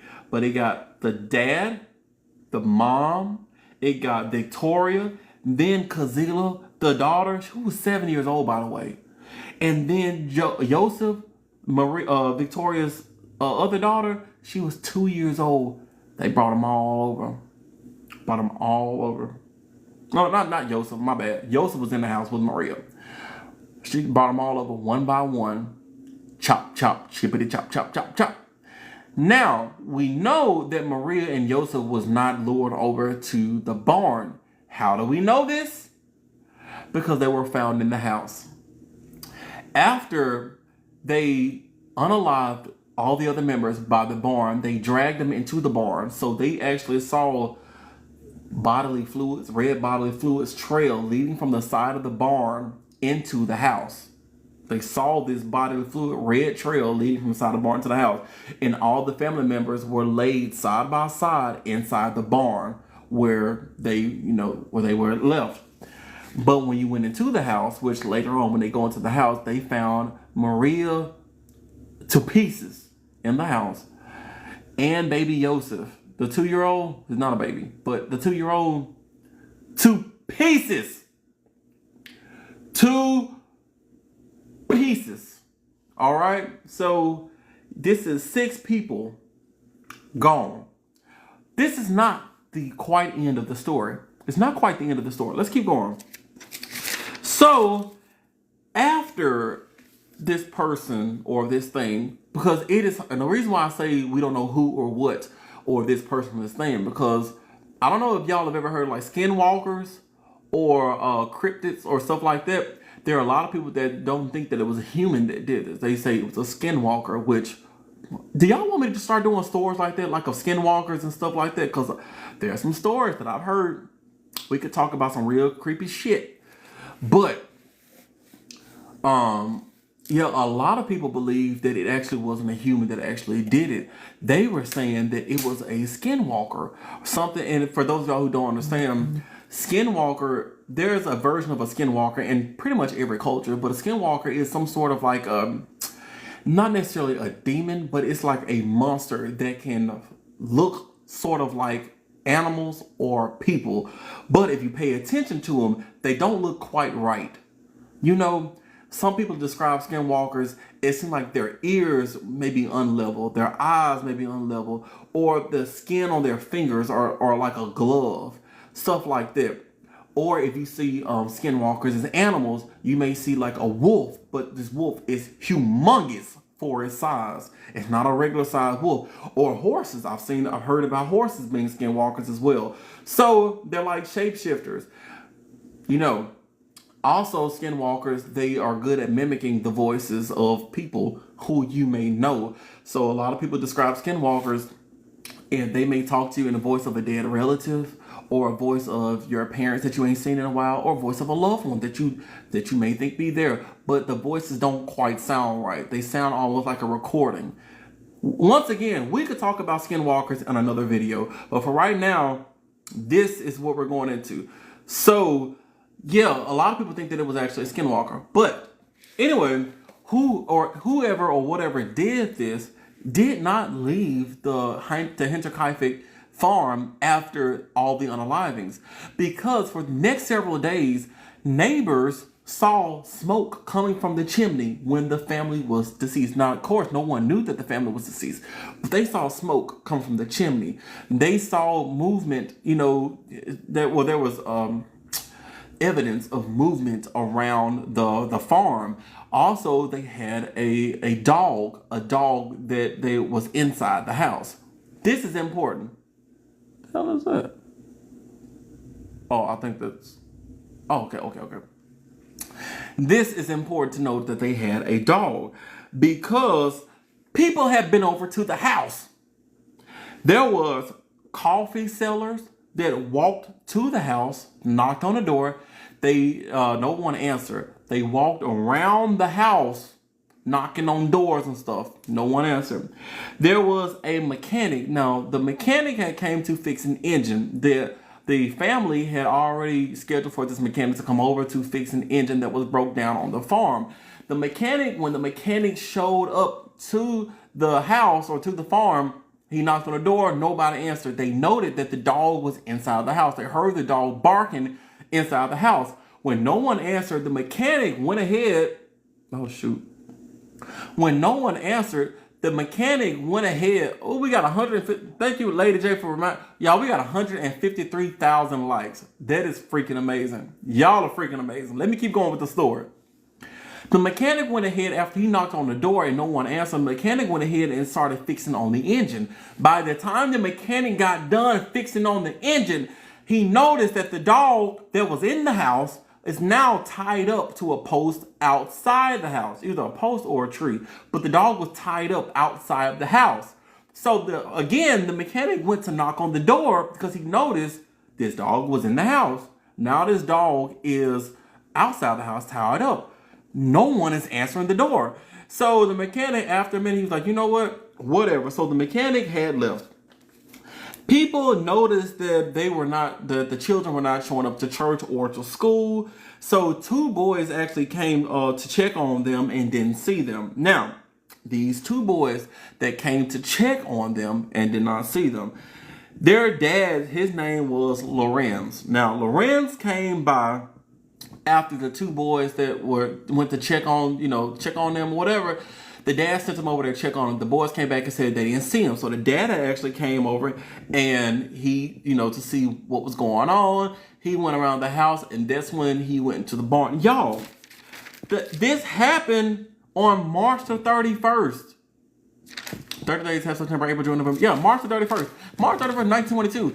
This is April the 4th.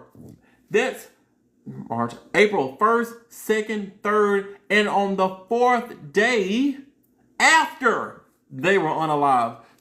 And after all these people had shown up to the house, no one had seen him. Lorenz came back, and that's when he had went into the barn, and he saw the bodies laid out in the barn. So Lorenz was like, oh shit. So Lorenz got police involved and everything, and that's when they did the autopsy was performed, and the autopsy was performed inside the barn. And it showed that the whole family was unalived by a mattock. And a mattock is like, it says explained, which if I remember correct, a mattock is like an axe at the front and like a hammer at the back, I believe, or like something like that at the back. It's like a weird shaped axe. That's what a mattock is. So they found the mattock, and they realized that all this was done by a mattock. So now I wrote down theories. I have 3 theories to kind of explain what's going on. Well, actually 4 theories, because I already told you about one, which was the idea that it was skinwalkers or a cryptid that actually came and unalived the family. Now let's go to the other more realistic theories. The first theory that they had about the whole family, Victoria. Now remember I told you Victoria is Andreas and Cazilla's daughter. She was 35. She's the mom of the girl Cazilla, who's 7 years old, and Joseph, the 2-year-old. Now, her ex-husband, now this one kind of was like, what? She had an ex-husband who supposedly was unalived during the First World War. He was considered unalive, but his body was actually never found.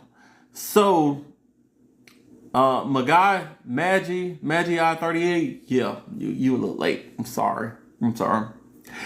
But her husband, his body was actually never found. So he was just considered deceased from the First World War, although they never confirmed it.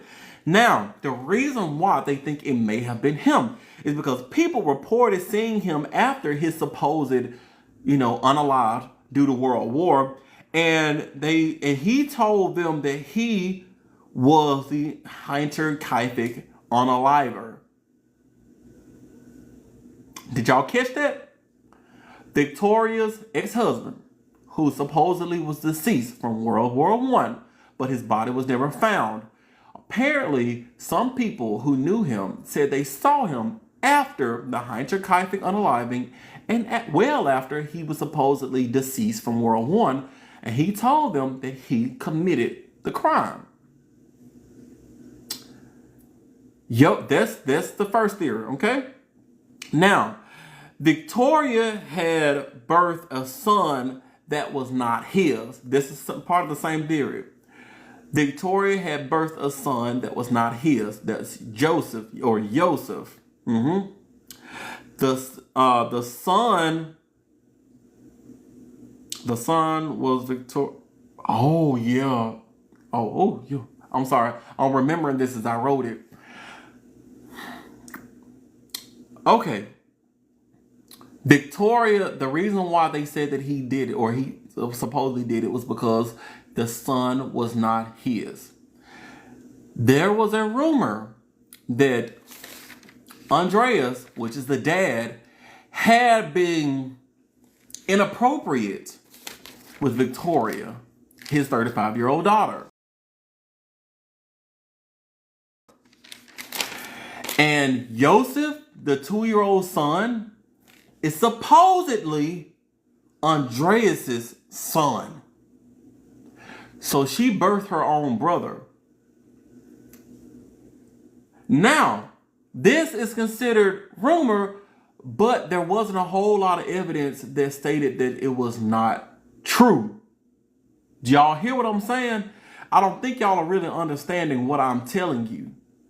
But yeah. So, that is the first theory.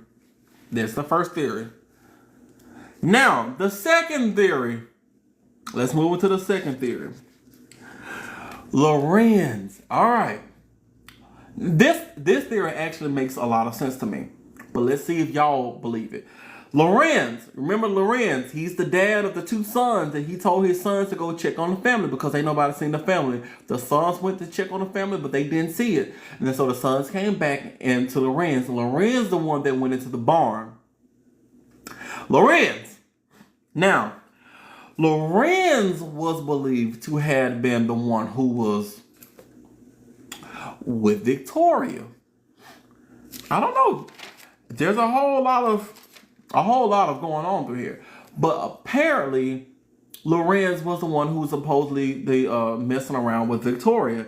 Now, he came to the house, and found the bodies. He came to the house, he found the bodies, but he also had a key to the house, a key that supposedly disappeared from the house 3 days prior to the unalivings. I'm not sure if they told someone, hey, there was a key that had disappeared and someone else knew, but apparently he had a key to the house, a key that had disappeared 3 days prior to, and he's the one that found the bodies, and he was the one that was messing around with Victoria. So now, after they said he was going to the house because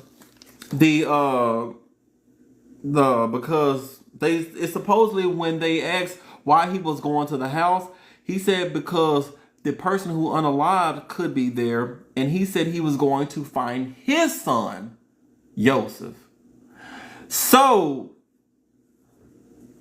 the dad is known. I told you from theory 1, the dad is the one that supposedly was being inappropriate with his daughter, Victoria. But Victoria, according to Lorenz was actually messing with Victoria. Lorenz is the neighbor with the 2 sons. So he said he went over to the house to check to see if his son was still there, Joseph. So the first theory says that Joseph was the dad's son, but the second theory, Lorenz is saying that it's his son. I'm telling you, it's throwing me. Now, people are saying the reason why he did it was because Victoria was demanding child support. So he unalived the whole family. That's what he did. But now, he did go to court and, he fought against slander because everybody was slandering him. He actually fought that case and he won. So, I don't know. Now we got the third and final theory. Well, not the final, because I already told you about the cryptid. But the third realistic theory. There were these brothers called the Gump brothers. Adolf and Anton Gump. These were a couple of organization members. Y'all know what I'm talking about? Renee, child support in 1922. I know. I was surprised at that too. When I read it, I was like, child support? I didn't think they had that. But it's Germany. It's not America. So maybe they did. But Adolf and Anton Gump, they were a couple of organization members. If y'all know what I'm talking about. Bad organization. People that control neighborhoods. Now, their sister claimed on her deathbed that they had done it. So Anton was already deceased at this point, at the time that the sister had confessed on her deathbed. But Adolf's case was dismissed due to lack of evidence. So the sister, who really had nothing to gain, she had nothing to gain from this, on her deathbed said, my brothers are the ones who went to the family, and they did it. They took everyone out. Now, the brother Anton was deceased. I read somewhere where she waited until he was deceased, but I don't know. I forgot the reason why they wanted to just pin it on somebody. But I'm like, why would she come out and say this? I don't know. But the sister had claimed that her brothers had did it. But one of the brothers was deceased. The last brother, he had, go to court for this, but the court case was dismissed due to lack of evidence. And so to this day, this is 2025. So we're looking at 103 years later. Wow, that's a long time. 103 years later. And there is still no definitive answer as to who unalived six members of a family at the Hininterkaifeck farm. And that's it, y'all. I have been talking for about 2 straight hours. 2 straight hours. Long time. My throat is finna go out right now. But that was good. We are at 183,000 likes. Y'all are freaking amazing. I love y'all. So yeah, that was the Hininterkaifeck Unalive, because I actually had wrote this because I was going to do this for a video for TikTok. But I'm sorry, y'all. My job, I really hardly ever have time to do anything anymore. I'm gonna try to do stuff, but did I talk about this one yet? I think I did. I think this is the one I was talking about when I got banned last time. But anyway, all right, y'all. It has been 2 hours. Did y'all enjoy? Was it good being back? Cause I ain't been here in like a minute. Was it good being back here? This is my first time in this whole year so far. It really was. I really enjoyed seeing you guys. I'm going to try my best to, at least for now, try to do it twice a month, and I will try to give you guys more notice. I had said yesterday that I was going to do today. Well, I was talking to myself, but because of my internet situation, I was like, well, maybe, I don't know. But I went and got a mobile hotspot, and that's what I'm running on right now, this mobile hotspot. So it was kind of last minute. I was like, let me go ahead and do it. So I'm sorry I didn't give y'all much warning, but I do miss y'all. I want to try to get more videos done. I think I'm going to be probably transitioning more to doing more YouTube instead of posting on TikTok more. So, but we'll see. Who knows what the future has. But for right now, I love y'all. I miss y'all. We are almost at 200,000 likes, but I don't think we're going to get there. We want our quiz. We want our quiz. Daniqua, you want a quiz? Y'all want to do a quiz?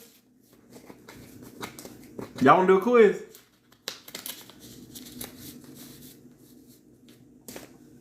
You coming back tonight? Unfortunately, I will not be coming back tonight because I actually have to do a couple of videos for Temu, out of all places. So I have to work on that as soon as we disconnect from here. But I will not be back here tonight. But this video will be uploaded. I'm going to try to get it uploaded. As a matter of fact, while I'm working on these videos, I'm going to try to go ahead and download this if I can and try to upload this video tonight. Because I don't get it done tonight. Oh, Lord, I don't know when it's going to be uploaded. But let's go through the quizzes. Y'all ready? You know what? We're going to start the quiz once I hit 200,000. Let's see y'all do that. Let's see y'all do that. Let's see y'all do that. All right, we hit 200,000. What are you selling to promote on Temu? I mean, I'm not personally selling anything, but it's you know what? I think I could show you. Let's do the quiz first, and then I'll show you what I'm promoting. What the thing is on Temu. All right. Are y'all ready for the quiz? Let me grab my pen. Because I'm keeping score.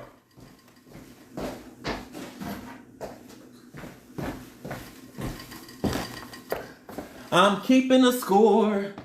Keeping a score. Keeping a score. All right. Alrighty. Are y'all ready? Turn the thing around this way. Hold on a second. Don't mess your bag about showing us. I don't know about it. No, you're right. I probably shouldn't. But anyway. Y'all ready? Are y'all ready for the quiz? Anybody answering?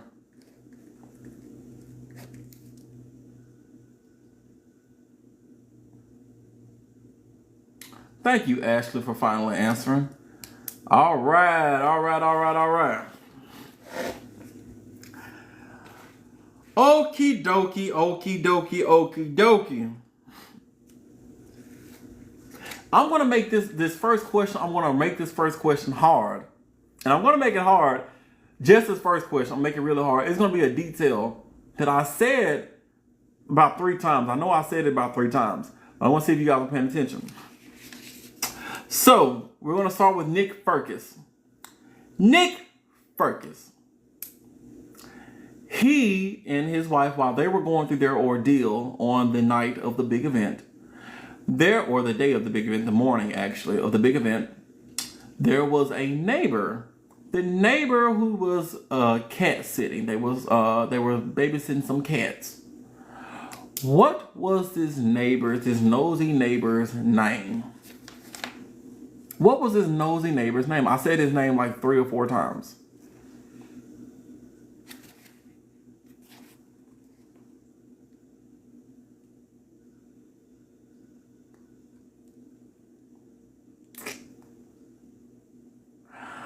Oh, okay.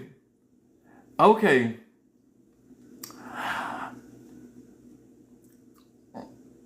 His name was Brandon with an E. However, Brendan and Brandon sound extremely similar. So I will let Brandon slide. I will let Brandon slide. I am going to let Brandon actually slide through this one. So, let me go up to the top. Renee, you said Brent. I'm not going to let them slide. Sorry, Renee, but I'm not going to let this slide. Daisha J. First place we got Daisha J. She said Brandon. I said I will let Brandon slide because Brandon and Brendan sounds identical. Cookie.P. You are in second place, Cookie.P. And Tanya Lewis, 886. You said Brendan. You were the first person to actually get it right. So you actually said Brendan. Good. Good. First, second, and third place is Daisha J, Cookie, and Brandon.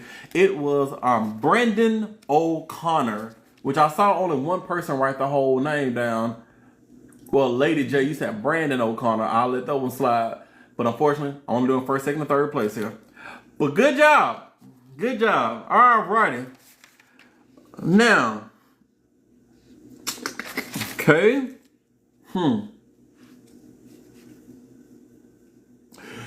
Nick. We're still talking about Nick Ferkus. His wife, Heidi, there was a pew to the back. Where was Nick hit? Where was Nick hit? Where was Nick hit?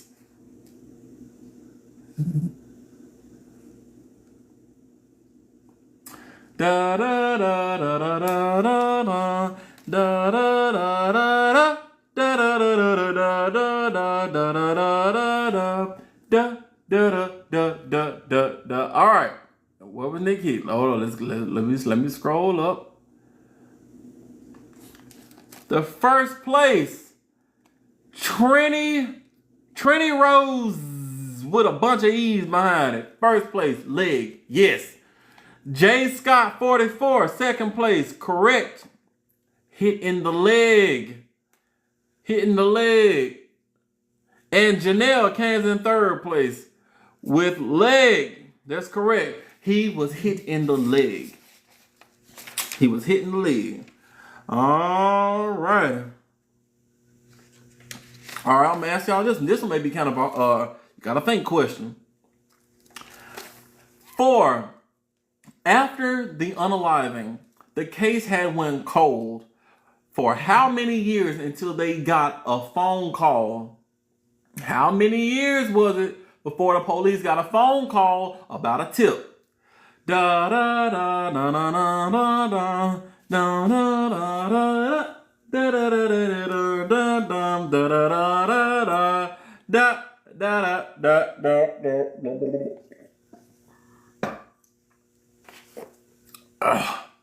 Oh, that's so strong. All right. First place, I see Kalina. 5 years. Correct. It was 5 years. It was 5 years before they got that first phone call from someone who said they knew the person that was on that sketch. Zombie Antigen. Hey, it's good to see you, Zombie Antigen. Comes in second place. And Tanya Lewis, 886. In third place, I got 2 more questions for store number 1. 2 more questions for store number 1. All right. Now. I have you have to say, you have to give the full description or the full, whatever. In 2019, 9 years after everything had happened, Bad Bitch Who had got on the scene and took over the case. What did I say? What was her name? I need the correct name. And I need the first and last name. First and last name.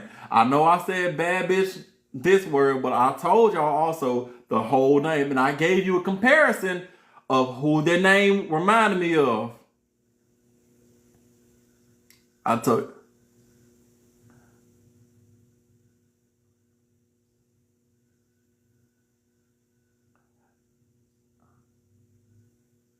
Hold on. Let me go through.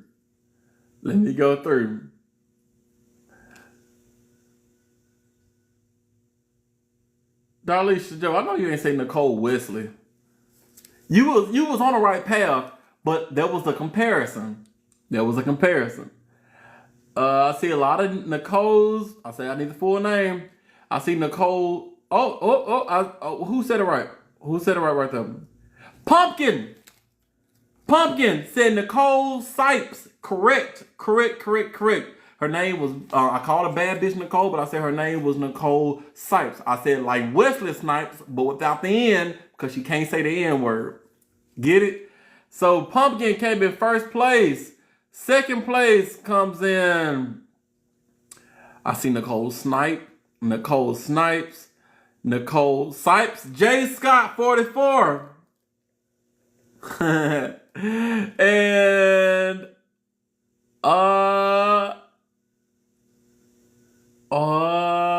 Rachel's tired. Rachel's tired came in third place. Yes, it's Nicole Sipes. Renee, you ain't coming in up there. The way it's coming in, I'm telling you, that's how it is. All right, we got one more question for the first story. Then we're going to jump into the question for the second story. Let me see. All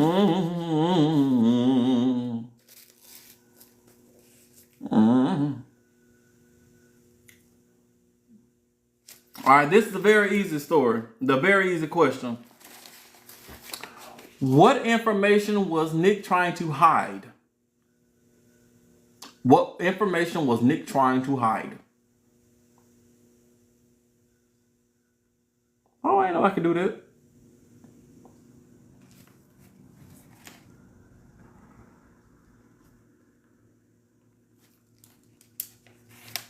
All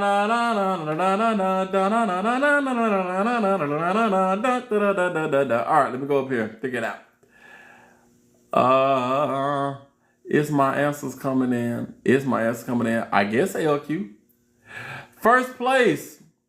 Rachel's tired with foreclosures. That is the big thing that he was trying to hide, is that the house was being foreclosed on. And he didn't want anyone to find out about it. So Rachel's tired comes in first place. Renee. See, I see you, Renee. Renee comes in second place with foreclosure. And looks like Zombie Antigen comes in third place with foreclosures. Correct. Now, I'm about to tie it up. Who got first place? J. Scott has 2. Rachel's tired has 2. Zombie Antigen has 2. Kalina. So there's a 3-way tie for the first quiz. That's between J. Scott 44, Rachel's tired, and Zombie Antigen. All 3 of you guys have 2 answers correct. And you were one of the first 3 to get the answers correct overall. All right? Don't worry, you guys. We got 2 more quizzes. This is how I get my ADHD in check. Well, don't worry, you got 2 more quizzes to go through. We got 2 more quizzes. All right. For quiz number 2, y'all ready? Are you ready for quiz number 2?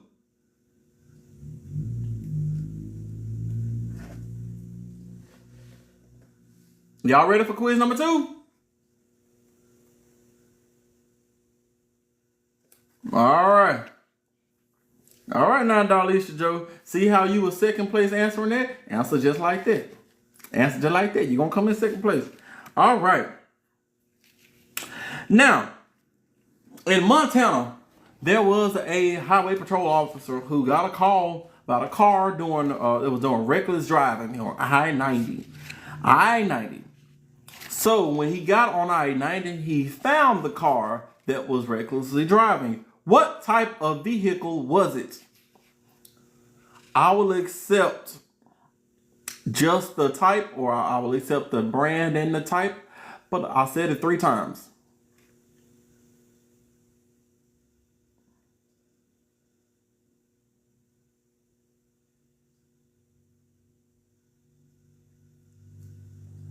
Oh, so y'all normally pick up on the small keys, but y'all messed up. Y'all ain't got it this one.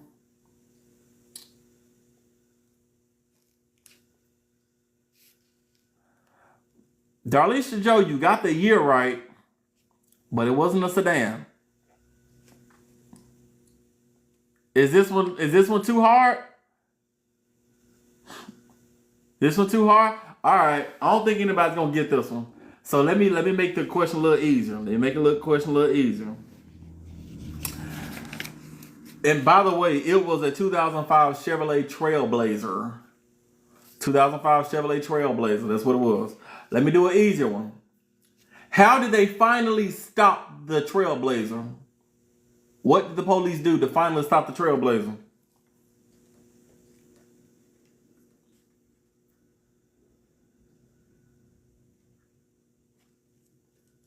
Da da da da da da da da da da da. All right.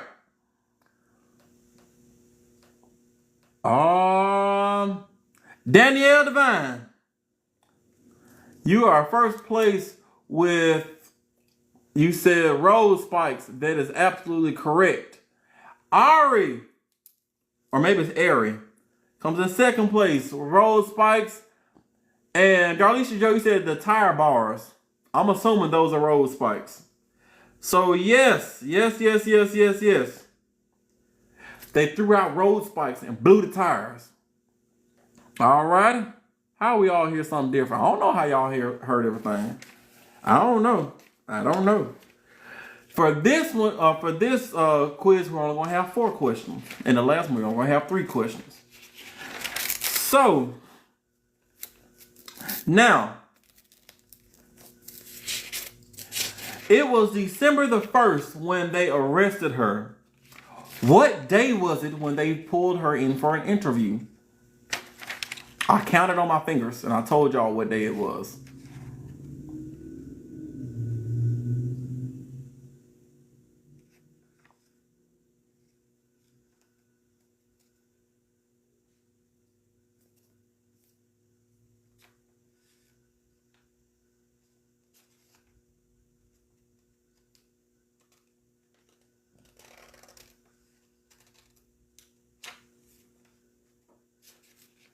Y'all get your days mixed up. I ain't seen nobody say the right answer yet. Is this one too hard? Is this one too hard?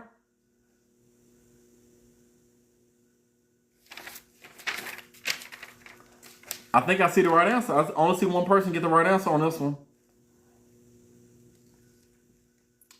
Da da da da da da da da da da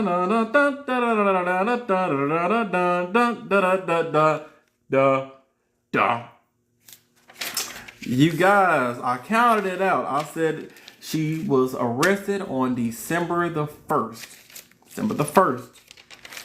The police went to the guy's house and they didn't do anything.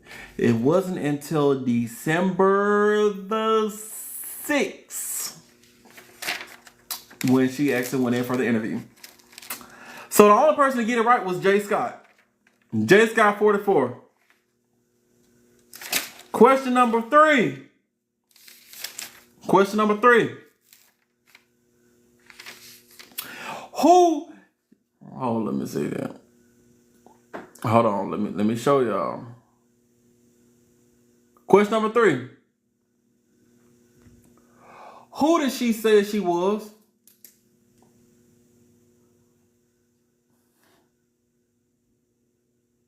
Yeah, girly girl KB, they had arrested her for reckless driving and stuff, and they interviewed over something else.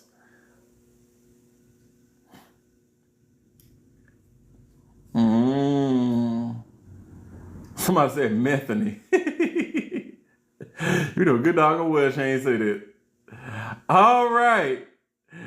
First place for the correct answer on this one is LQ. She said she was Satan. She said she was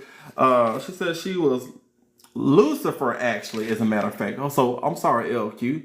Well, I guess Lucifer and Satan the same person. I'm not gonna be a stickler. I'm not gonna be a stickler. She said she did it for Satan, my Lord and Savior to Satan, but she said she was Lucifer. But I'll let you have Satan. All right. Miss Don't Give a AF is in second place. Don't give AF. And third place, Catherine. Yes, she said that she was Lucifer and she was here to rule over the earth. So she had to do her satanic ritual. And the last question for quiz number 2. How old was she when she got jumped by a group of boys? How old was she when she got jumped by a group of boys? All right,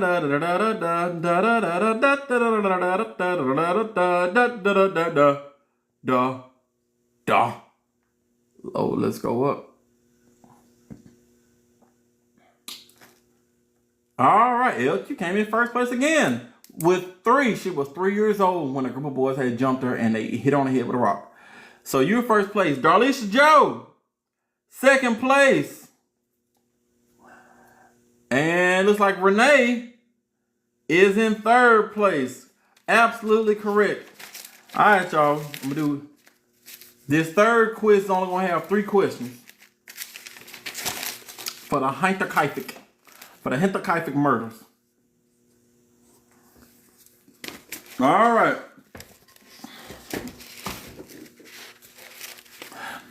For the Hininterkaifeck murders, y'all ready for the last quiz? Y'all ready for the last quiz? All right. For the Hininterkaifeck murders, the first question that I have for you guys. Actually, I need to look at it. I had it in my head, but then I lost it. Oh, no, I don't remember. What did the family find on the table that did not belong to them? And they were trying to figure out who it belonged to. What did the family find?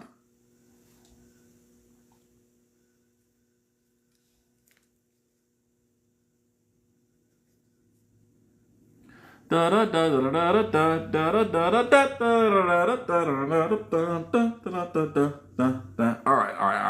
right, let's scroll up. First place, Janelle, newspaper, correct. It was a newspaper that they found on the table that no one had subscribed to. So they were trying to figure out who belonged to. So the dad asked mom asked the daughter, and the kids were like, do y'all bring this? No one knew where it came from. Janelle came in first place. Ari came in second place. Dominique. Now, Dominique. I'm going to let you have it because I know what you're trying to say, Dominique. But we know you skate on thin ice with that one. Dominique says, Muse Pior. Muse Pior. I know what you're trying to say. And if I was a stickler, but I feel good today. So I'm going to let you have it. Let you have it, Dominique. All right. Second question. After the family was unalived, someone came to the house to do some work for the family. The same someone that saw the dog. What did they come to the house to fix?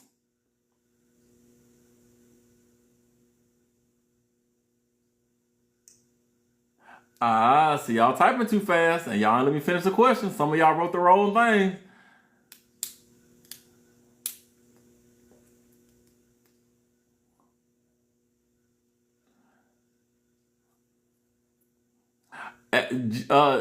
Juicy eye. I said, oh, this person came over to the house to fix something for the family. It was the same person that saw the dog in the house and then saw the dog tied up after that, when they were done.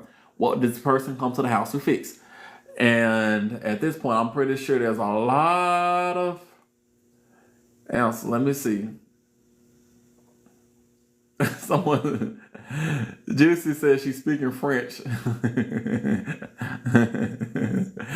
All right. Now look, I don't doubt that y'all are writing this stuff in probably faster than other people. I can't help that the comments are showing up in this order. I can't help it. Because right now, it's the same three people.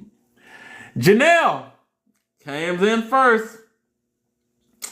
And they said a mechanic. Oh, no. Whoa. My bad. Sorry. It wasn't a mechanical. And I already did not have it right with mechanic. My bad. I spoke too soon. But although y'all were the first two that popped up on answers, but you weren't the first right answers. First right answer. I'm sorry. I feel like, Steve Harvey, when he told that woman she was Miss USA, then took it back like, gotcha, bitch. But no. Darlisha Joe was the first one. He came to fix an engine. I see answers underneath Darlisha, but that's not right. The next one to get it right. Solely Jazz.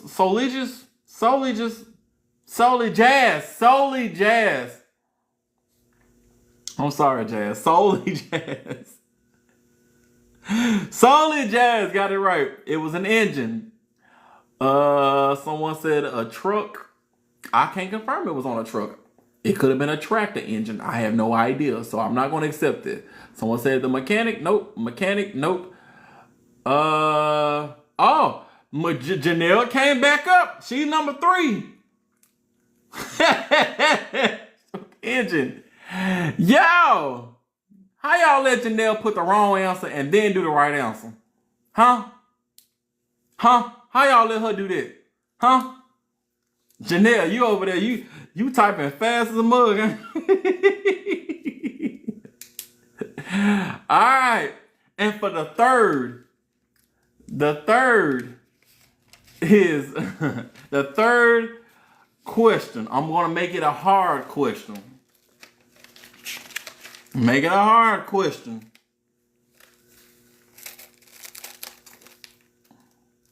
Okay. Now, I told you about a couple of theories about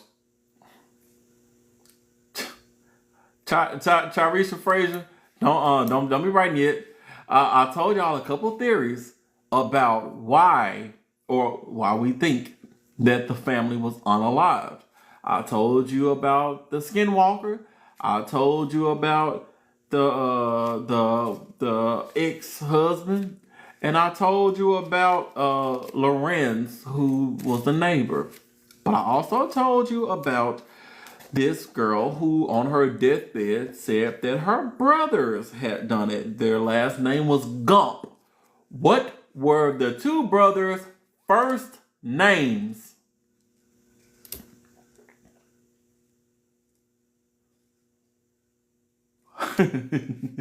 Juicy said Forrest.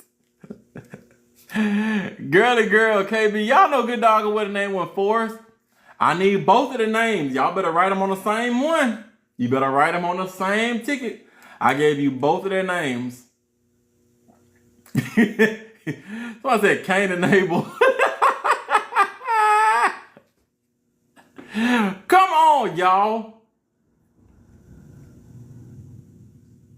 I said both of their names like 2 or 3 times.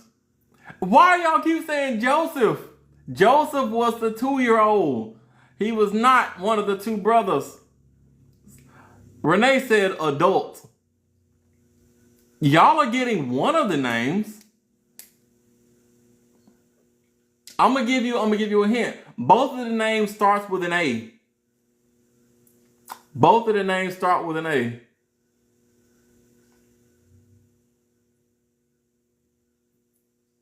That's the only name that stands out.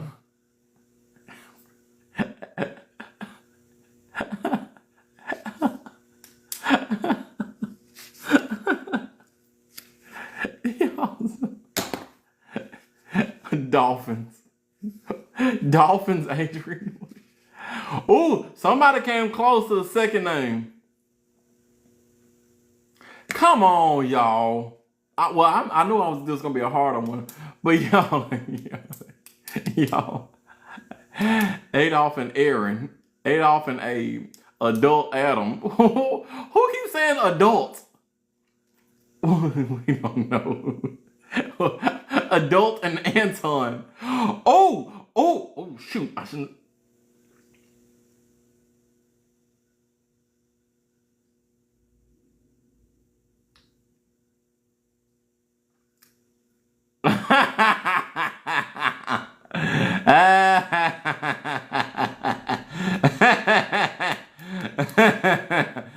Oh snap! My bad. I was reading. You know what? Because it was a typo and I said it out loud on that one. I'm gonna let that one slide. Who said that one? Dawn. That was Dawn. Dawn got it because I was reading the comments and I read before I thought about what I was saying. Dawn got it right, even though she says adult and Anton. Let me see. After that one, yeah, everybody was still saying Anthony, Andreas, Adolf. Dominique came in second. Oh wait, Dominique came in second. Somebody said Adolf and Antonio. Can't let that one slide. Dawn came back. I would say Dawn was in. Well, you was already up there, so I'm gonna skip you this time, Dawn, because you are the first place.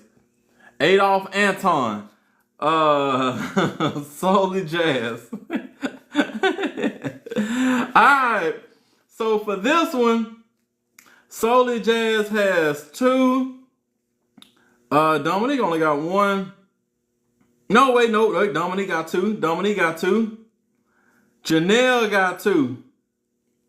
So Janelle, Dominique, and Solely Jazz are tied. Y'all placed in all 3 questions. On all 3 questions. And I forgot to see who was in first and second place for the second quiz.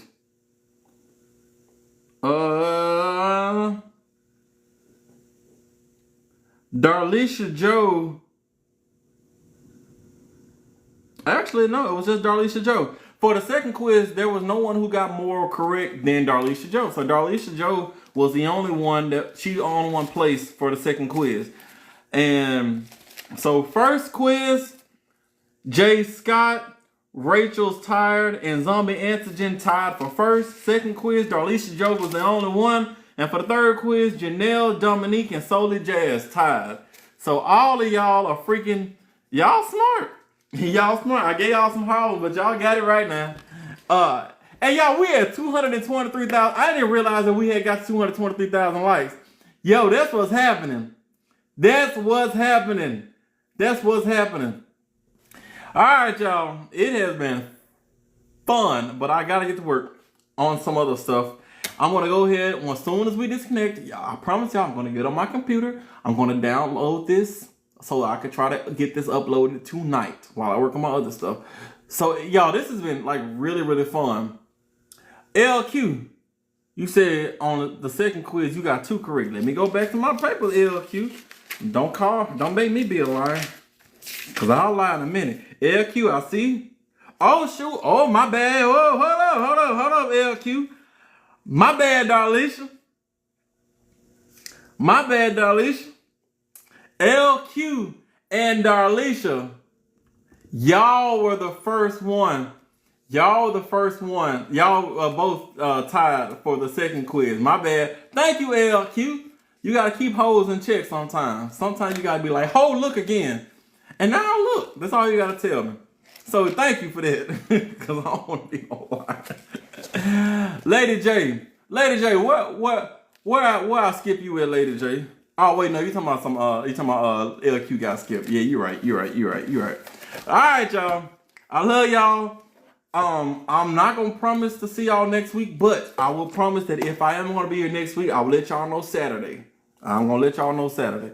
But otherwise, y'all have a good night, and please be safe. Please be safe. All right, peace out. Let me turn this thing on.